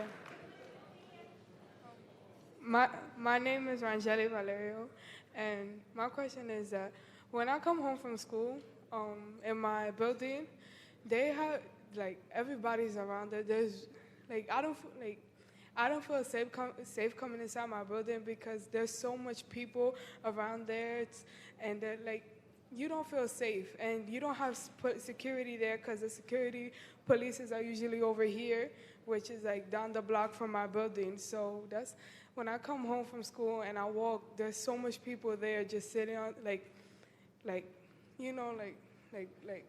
don't know how to explain it. Just So wait, you're saying that where you live, you don't think it's safe right there? Yeah, because there's like people there that you know that they're doing something bad. Okay, so where do you live? In 1357 Washington Avenue. Okay. Which precinct, please? All right. Thank you. First of all, my name is Captain Jerry O'Sullivan, and thank you for your question. And any specifics about your building, please, I'll speak to you on the side, and I'll introduce you to our NCO officer. But again, I just want to publicly say I'm very impressed by you standing up here and taking such an interest in your community, and also expressing how you personally feel about this area. And I could get into specifics about why we have police officers on 169 in Washington, and I will look forward to addressing to your concerns in that particular building. Because I feel like when you go, there's always gangs in front of my building. Yeah. And that's why sometimes I come here to Claremont Center where I feel safe, because Yeah. I can't go home and I can't put my book back down or anything because I'm scared that something's going to happen and there's nobody there to say anything because, nobody's going to say anything. Well- and the police is down the block. Yeah. And usually they're not there. Like one time they left and something bad happened to this young teenage boy, and then they just came back and appeared again. So. Well, first of all, listen, you're a very impressive speaker, and I compliment you for standing up here and doing this in front of such a large audience. So I commend you. Yes, please give her a hand. So just to follow up, and it's troubling to hear a young girl who goes to school and bring up some of the concerns that you just brought up. And I assure you we take that very seriously. You're right about, we call them in the PSA 7 and the Bronx and policing, we refer to them as crew members, kind of gang members. And this particular area, this time last year, had a significant problem with crew members right here in this particular development and the areas around it. And I'll get into specifics really quick. We had a crew takedown here, a massive arrest of 39 crew members. And we had a very significant incident that happened in broad daylight. We've had some violence that happened last year, very concerning for anybody to see. And me, as being a police officer almost 24 years, it was difficult for me to see it. So you living in this community, going to school in this community, I take this very seriously. After that crew takedown, we had police officers right here on this street corner on 169 in Washington around the clock. After that particular takedown, it was maybe a day or two where I didn't feel comfortable taking those police officers away from 169 in Washington. We put them back. We reassessed it. We listened to our community partners. They're there for a reason. I need to keep them there. And the feedback I've gotten is that they do like to have the police officers there. With respect to your concerns about your particular building, I'll be happy, and I assure you, when on the side, speak to you privately, I'll get specifics on your building, and I'll introduce you to the right person. But again, I commend you for speaking up publicly, and thank you very much. Thank you. So a lot of you still have questions. So in order for this to move quickly, I need you to get to your question and minimize your question as much as you can. The longer you talk, the less you have other people talk, okay? So I want to get to everyone, and I'm going around, but I need everyone to be cooperative so that we can get to as many questions, okay? Yes, you. Thank you very much. Thank you. Thank you, gentlemen. Thank you. Thank you. Good evening. My name is John Fielder. I'm with the Bronx Fathers Taking Action, also Community Board 4. One of the things, as you know, the Bronx Fathers Taking Action is a fathers group that's trying to get things done in the Bronx to show that fathers are not just here to make babies, but we're interested in what happens with our kids. As you heard tonight, a lot of our issues are about the fact that there are no jobs. Vocational schools have gone to the sidelines. Everyone's pushing charter schools. I'm not a charter school advocate, even though I had grandchildren and a son that went to charter school. My thing is, why do I have the kids have to go to TCI, DeVry, Lincoln Tech? I got you. It's a good question. Right. Thank you. So thank you, sir, and thank you for all you're doing to support young people, and I appreciate it. We believe in what's called now, today, career and technical education. When I think you and I may be a similar age, when we were coming up, vocational education very wrongly got a bad name, and it became second-class education, and that was not right. Today, we see the world in a very different light. We believe that people, every child should have an opportunity. If they choose to go to college, if they choose college for them, we want to give them that pathway. And career and technical education may be part of that pathway to college, but there's also going to be kids who want to go right to the workforce. And in fact, we have announced in the new budget we're going to be creating 40 new career and technical education programs, including some brand new standalone high schools, that will focus on the kind of skills that are now usable in the workforce. technology, healthcare, as I mentioned, film and TV. These are sectors that are very, very strong, and there's lots of opportunity. A young person could get a high school degree, go do a 2-year STEM program at CUNY, and we're funding more and more of those, go straight into the technology sector and get a very good job. So, yes, we believe in career and technical education. We are putting more and more emphasis and more funding there. Thank you. Again? Right, but we're saying we can do that with our public schools and get it done that way. Yes, you. Thank you, gentlemen. I'm coming around. Mr. Mayor, good evening, everyone. My name is Brother Teddy Muhammad. I'm a representative of the Nation of Islam here in the Bronx under the leadership of the New York representative, Brother Abdul Hafiz Muhammad. And initially I came to listen because I'm going to be working in this community and see some of the issues that, of course, we face not just in the Bronx but throughout the boroughs. One of the things that I'm not sure if you're familiar with is the success rate of the Nation of Islam. And I'm sure the community leaders that are here know our success rate. And one of the things the Honorable Minister Louis Farrakhan has desired for us to do is come into each community and set up conflict resolution centers. Now, I understand that you're putting money in the middle school, and that's excellent. But I don't believe the brothers and sisters that you are sweeping up right now, that they are unable to be redeemed. So I'm saying to you, if you could find somewhere in your budget to create training for these young men and women who have left school because, as you said earlier, the system has failed them. So they need to have an opportunity available to them even after the resolutions and the conflicts are successfully discussed and gone over. We still have to have something for them to do to develop themselves socially. Thank you. Look, I would say our goal, our job is to get there before the young person ends up in a situation, as you said, where they may be swept up. I'm going to take that phrase and broaden it. They may be swept up and unfortunately get attracted to some of the wrong activity. They may end up getting swept up in terms of involvement in criminal justice. The goal is to get there ahead of all of that. Now, I believe in my heart, we as a society were not serious about that goal if we weren't doing early childhood education. So I keep coming back to the beginning. When a child in the pinnacle time of their early development is fully engaged, then that sets the stage for all the possibilities. One of the things my wife is working on, in addition to mental health, is a simple thing as children talking to their babies, developing the vocabulary of their babies, literally from the very beginning. If we do this kind of thing systematically, it's going to really maximize the chance that a young person never gets near those negative possibilities. But I agree with you also. Once, God forbid, that has happened, that they end up in a problem, we're not saying that's the end of the story. In fact, one of the things we're finding as we put more resources into rehabilitation, even at Rikers Island, with all its challenges, and the DA will agree with me, it's called the Department of Correction for a reason. It's not supposed to be the end of the line. It's supposed to be a chance to try and fix things, especially for someone young. And we have committed further that we're going to get all 16 and 17-year-olds off of Rikers Island into a separate facility for young people. So these are part of the process, to the point you're making, of trying to treat people as fully redeemable. Fully redeemable. Yes, thank you. Okay, one more in this section, yes, and then I'm going to get to the next section. Thank you.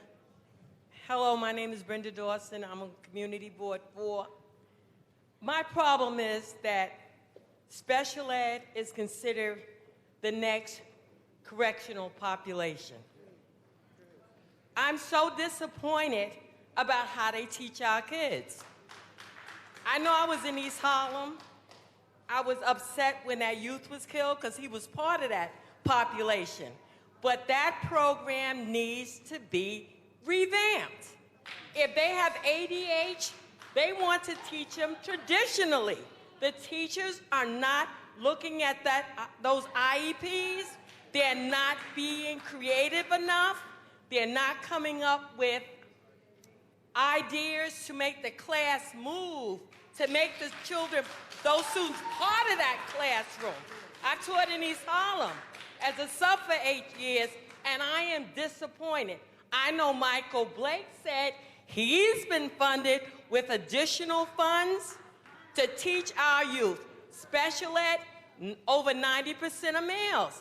I don't want them to have to face that group over there. But if we don't do something different, we fail. In our districts, only 10% of the students are reading on grade level.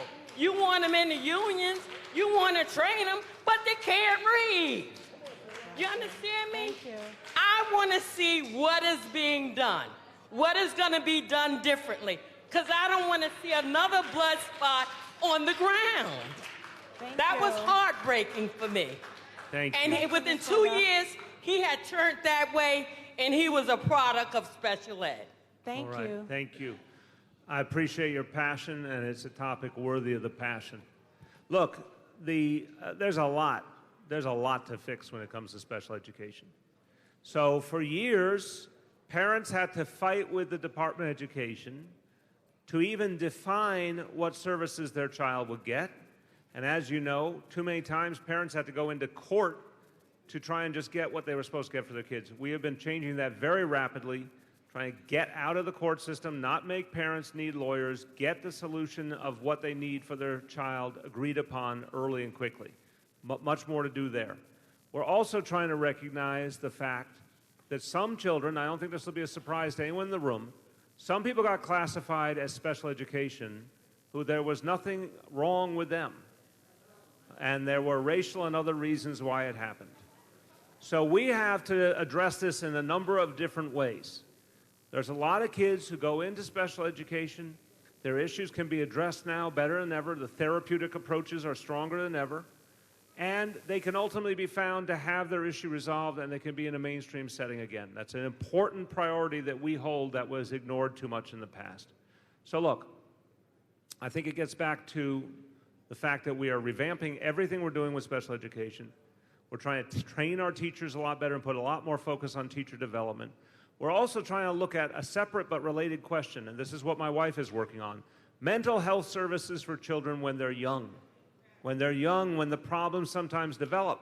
Separate from a learning disability, sometimes what we've seen is a mental health challenge that went unaddressed, got treated like a special education matter, and then the child continued to go without the help they needed. We are putting more and more mental health services in schools at the earliest grades so we can catch our young people early and get them on the right track. Thank you. Wow. Okay. Yes. Dr. Henry. Yes. And I'm going to get a couple in this section. Thank you. Thank you. Good evening, Mayor, Ms. Gibson, to everyone. My question and concerns today as a parent, as a pastor, as a leader to my community. February the 17th, 2012, my son was murdered by his equal.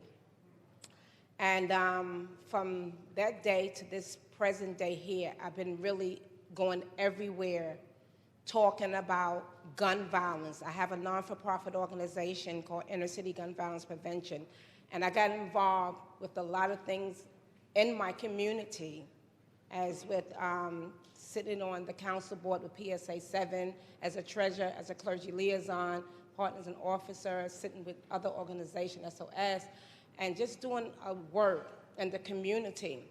My question is, how are these guns getting in the hands of criminals? Why are so many parents burying their children when children should be burying their parent? Why, when we cut on the news, all we hear is gun violence, killing, killing, killing? You know, we are just burying our children like, it seems like every day. Gun violence, to me, is like an epidemic. It's like a disease. It just keeps going on and on and on and on. And it really needs to stop. We can have jobs. We can have recreation programs. But we need education. We need to educate our youth. We need to remove these criminals off the street. And wherever these guns and bullets are coming in the community, it needs to stop. It is just out of control, and I am very concerned about the next generation. I'm also concerned about my own life, walking in the street when gun violence is like everywhere. So that's my concern with these guns. Thank you, Pastor. Pastor, first of all, I'm a parent too, and I just want to express my condolences for your loss, and I can only imagine how tough it's been. But I want to thank you because you've done something with that pain, and that's not easy. But I can tell you are taking the pain and trying to save other lives. I want to thank you, and could we give her a round of applause to thank her for that?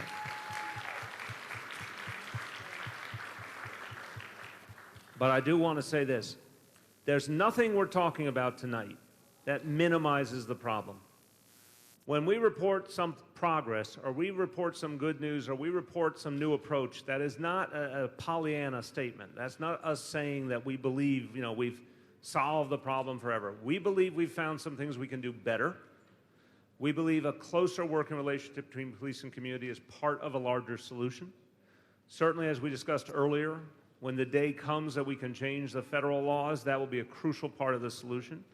What we discussed about reaching young people early with a different approach to education, a different approach to mental health, that's part of the solution. But the one thing I can say that is statistical, but it means something not abstract, but very human, is that shootings keep going down.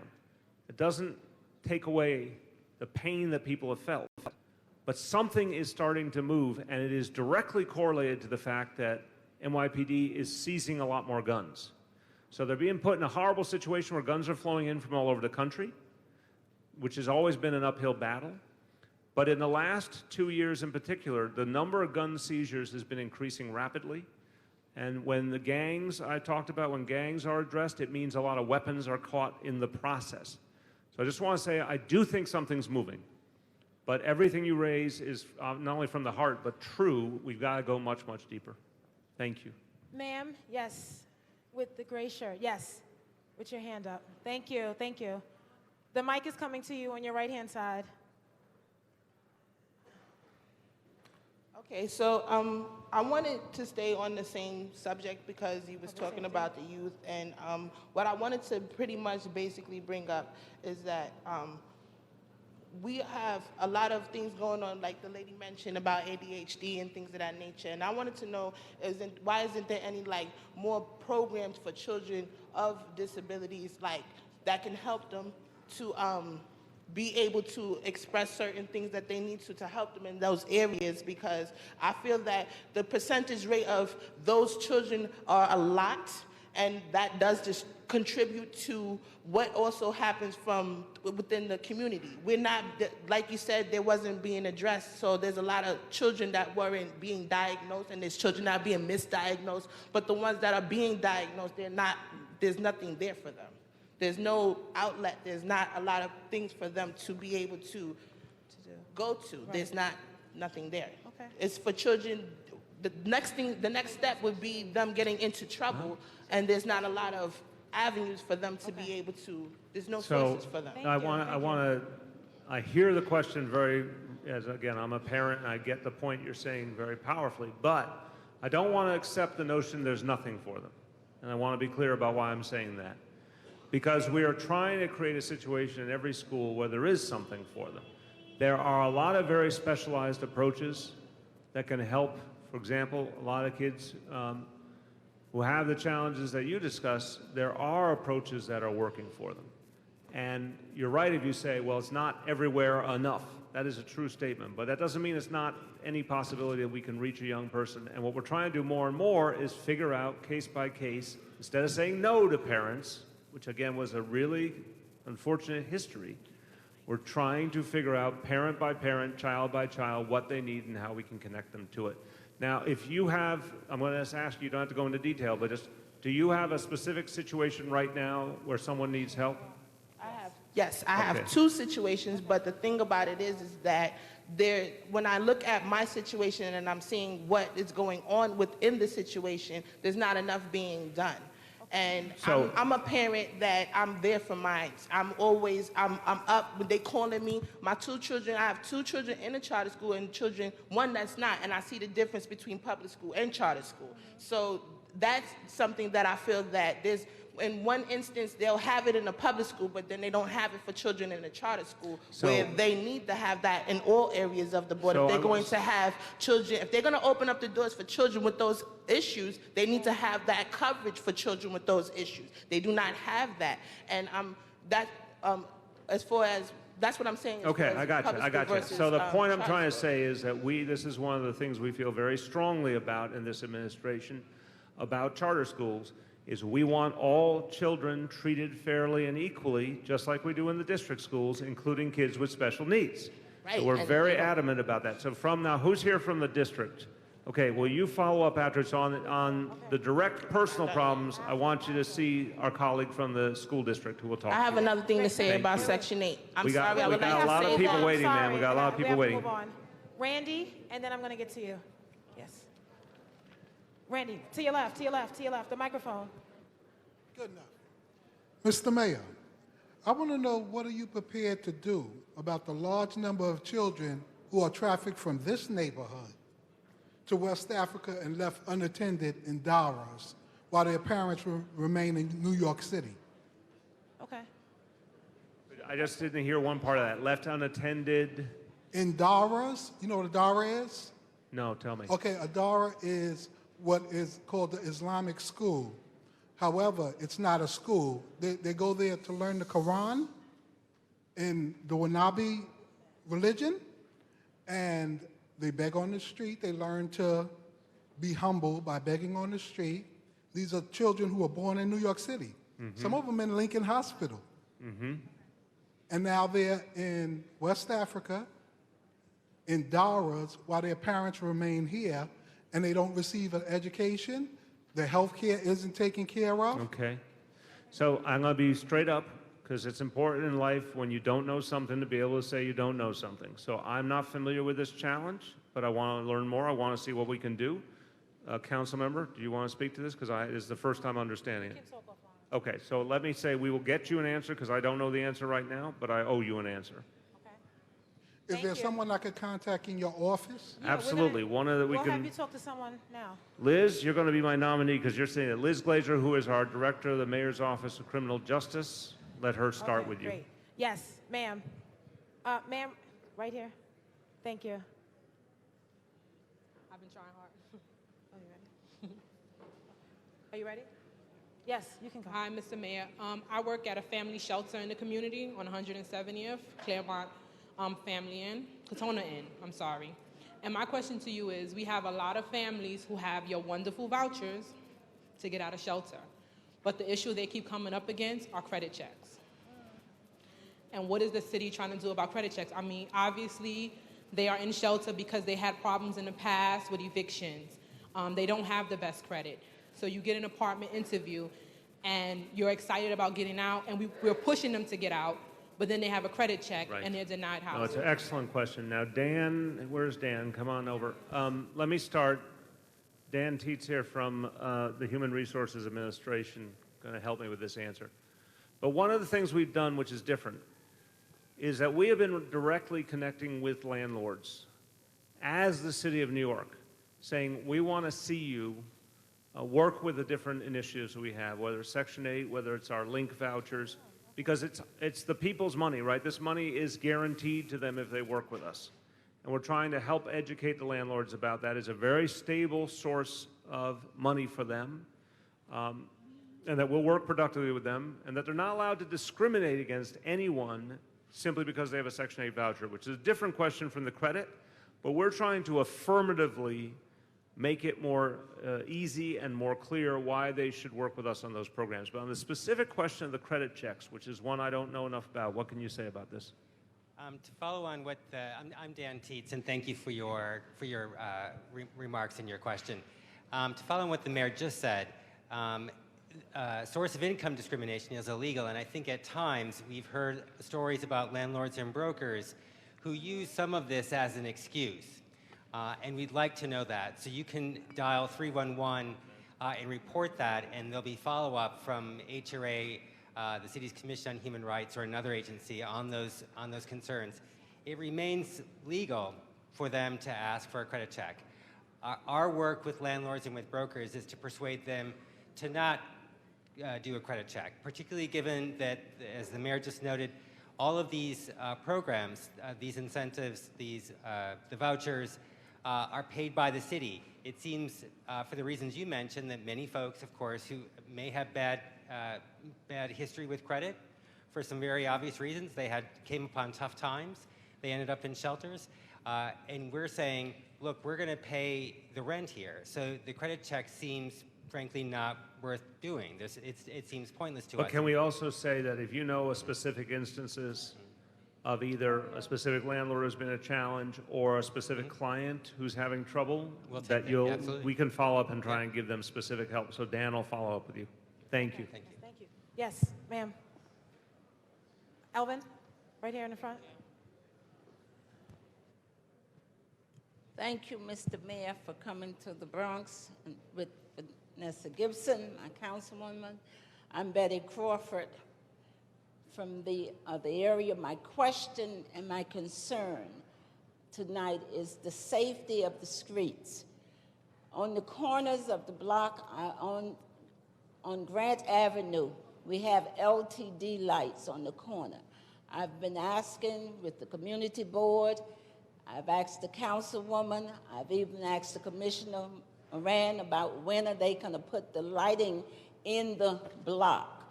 In the block, we have people that own homes for 40 years, 50 years, 90 years old people, 93-year-old people. We need to have brighter lights because we have some illegal trafficking at nighttime on that block in that area, and the 4-4 is fully aware of it. Tell me the block again. Grant Avenue from 164 to 167. Okay, now we have the DOT Borough Director here. She's right there in front of me. Okay. Connie, right? Yes. Come on up and tell us when we're going to get her lighting. Well, we've had many conversations, and we did do the survey, and it isn't a contract to be done this season. So what I would like to do is walk out with you sometime this week, and I'll show you where the new lighting is going to go. What does this season mean? In a couple of months, your spring, summer. Probably by September.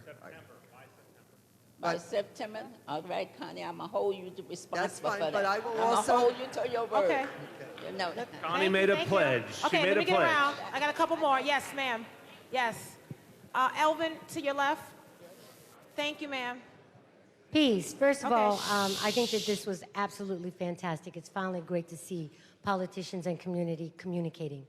I'm a child advocate, and this is addressing to maybe asking the media relations of New York City, focus on a lot of kids that are making a difference within their community, making them champions of their community to encourage other kids to become champions.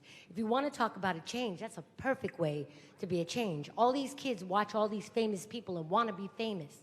If the city politics, as far as PR, could stop focusing on these children, imagine the change that we could make.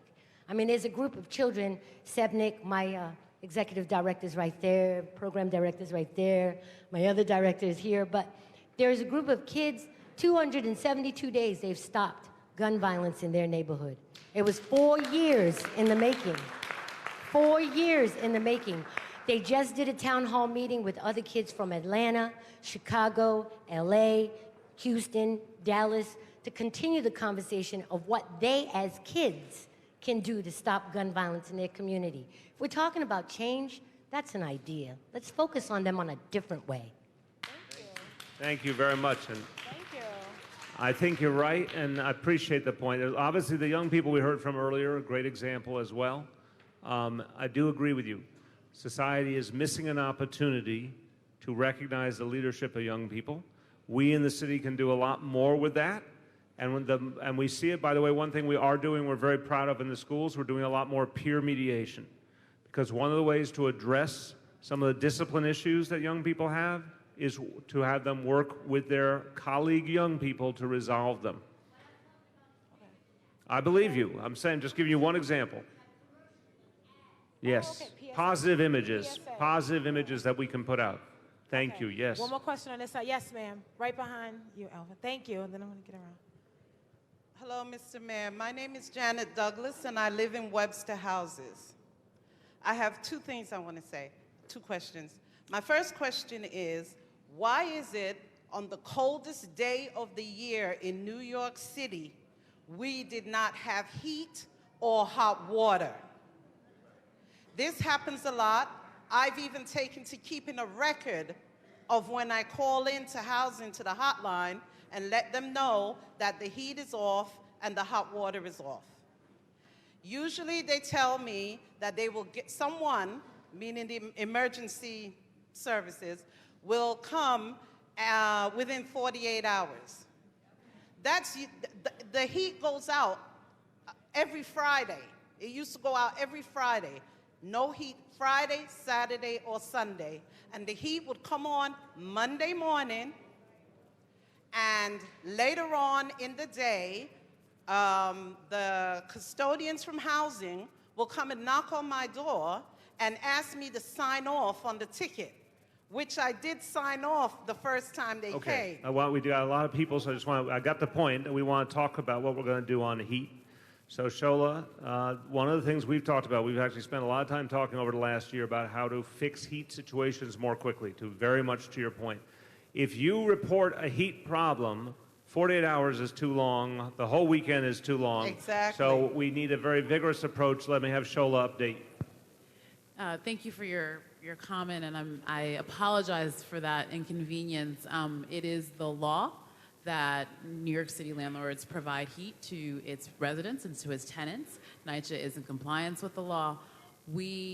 Our response for heat across the city is within 24 hours. I have staff right behind you who specifically want to talk to you about perhaps something in your apartment and perhaps in your line, because that isn't something that has been on our radar screen, so we want to talk to you specifically about that. The second thing is we are gearing up across the city. You heard us talk about it at Morris for a major summer overhaul of all of our major systems, all of our boilers, and some of the sort of internal plumbing. So that is work that will be beginning shortly. So again, apologies for that particular issue. But when you do call the CCC, the response for heat, it is classified as an emergency, and it should be restored within 24 hours. That hasn't been happening. Okay. Right. That So we didn't want to happen. fix that, and they're going to talk to you about your apartment. Okay. Thank you very much. The other thing We got a lot of people. We just got to do one to a person. I apologize. Yeah, I'm going to go back over here because I had, yes, ma'am. And then a couple. You guys have to get to your question. Welcome, Mayor. Thank I'm going you. to try to make it as quick as possible. Two things. One, our youth do not have enough resources. Half of them have a lot of pride. They don't know where to turn. We need a resource manual for teens specifically so they know where to find services that they want to find without having to ask an adult. Okay. The second issue is senior citizens. Prices for rent, food, everything is going up. Seniors are still on that same income. You have seniors eating cat and dog food. Yep. What are you going to do about that issue? Thank you. I think your first point is very good. We were just going to point to Bill Chong to follow up. We don't need to answer it, but I think it's a very fair point that we should make sure that we're making it as accessible as possible. Young people, their opportunities, so they don't need a parent. They can just get to them directly. And I know we're doing a lot more of that online, et cetera. On the question of seniors, what we're trying to do is go at the most essential expense that seniors have, which is housing. And that's why we put a very big commitment in our housing plan to creating new senior affordable housing and to subsidizing seniors for the housing they have now. If we can, the more seniors we can reach with affordable housing, that's the best way to resolve that challenge that you talk about. Okay. Yes, ma'am. Thank you. Good evening. My name is Audrey Henry. I just want to ask, when is the city going to allow NYCHA to hire more caretakers? Caretakers. Did you hear that? And the second question is, why is NYCHA closing social services? Okay. Okay, well, yeah, and the first one I want to answer for Shola, and Shola answer the second one. We right now have been very straightforward. NYCHA has had a prolonged financial crisis. Even though we have poured money into NYCHA, as I described, we ended the police payments, we ended the tax payments, we're investing hundreds of millions of new dollars into NYCHA. It's still in a structural crisis because of the lack of federal aid, especially. We're not in a position to hire new caretakers. We are trying to get more good work done with the caretakers we have. So your second question was about family services. So actually what we are doing is reorganizing our family services unit to better serve our residents. So in fact, of the social workers, the supervisors, will now actually be focused specifically on our senior buildings. And so we are not closing family services. It will have a new name, but it is really being reorganized to better serve our most vulnerable residents, one, two, and to partner with a number and many more community partners. So it has been part of our plan to make us more efficient and better organized to serve our residents. Okay. Thank you. Bervin, I'm going to get to you quick, and then I got two more. And then... Oh, hold on. Do you want to jump in? Hold on. We're getting a signal from Mike. It's important. I want to give a shout out because he's not here to Speaker Carl Hasty, because a lot of things that folks have been asking about we've gotten done, and people should be aware of this. The My Brother's Keeper funding that has happened, we're the first state in the country for this to happen, and the Speaker made this a priority. So $20 million are going to come to New York State, specifically $2 million to the Bronx. There are 11 communities across the state focused on what are they going to do to help boys and young men of color. So if you're interested in learning about that, please see myself or any of my team members that are here. We can follow up. Thank you. Thank you. Thank you. Thank you, Assemblyman. Bervin? Yes, my name is Bervin Harris from Renaissance Youth Center. I'm going to turn this microphone over to one of our teens. Hi. Hi, my name is Ariel. I'm here on behalf of Renaissance Youth Council. I'm here to raise an issue of public health, which is a very important part of public safety. I wanted to know whether or not your administration has a plan to address the storefront slaughterhouses that are severely reducing the quality of life in our neighborhoods.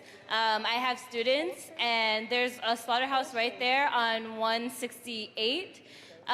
They do not dispose of their waste properly, and you have animal waste on the sidewalk, and that corner is heavily frequented by a daycare, by my students, by the 3 schools in the area, and I would just want to know. Okay, so I'm going to be, again, straightforward. This is not an issue I know enough about, not one I've heard a lot about before. But good reason why we have town hall meetings is that you get someone to follow up with you directly, and the person who will follow up with you directly is the Commissioner of Health, Dr. Mary Bassett. Well, good evening. I'm Dr. Mary Bassett, and I am delighted to meet a young person who's interested in public health. I thought I wasn't going to hear the word mentioned this evening, so thank you for that. These live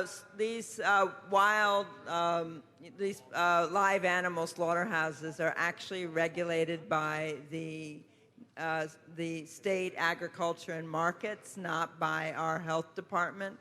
But I can still follow up with you and find out the things that you're talking about and see whether there's an angle that the city has on this. So I thank you for bringing it to my attention. Thank you. Thank you. So point of information, ladies and gentlemen, it's 9:30. I have been instructed to only take a few more questions. So I'm going to get to 3 more questions, and then we're going to have to close, okay? But all the commissioners will be here all night, so you're going to have plenty of time to spend with them. I hope you guys still speak to me after tonight. Yes, ma'am. Well, thank you, Mr. Mayor. Thank you, Council Lady. Well, they say give honor to whom honor. We respect you. We appreciate you for coming to the Bronx, because they always look at the Bronx as the worst. But we thank you for coming here. You boost our spirit up, and we give you all the praise, and we ask God to give you more wisdom, knowledge, and understanding, you and your staff. Thank you. Okay, on behalf of Arthur Schambert, I have to recommend Assembly Blake, because he has been taking care of the seniors there, because I volunteer there. Anytime they call for heat in the building, He is making them having heat now. They don't have it for 2 years. But since he came over, when they call, he's ready to help them. You see that some of them have heat, and he's still working with them. Assembly Thank you. God bless you. Continue doing what you're doing. Thank you. Thank you.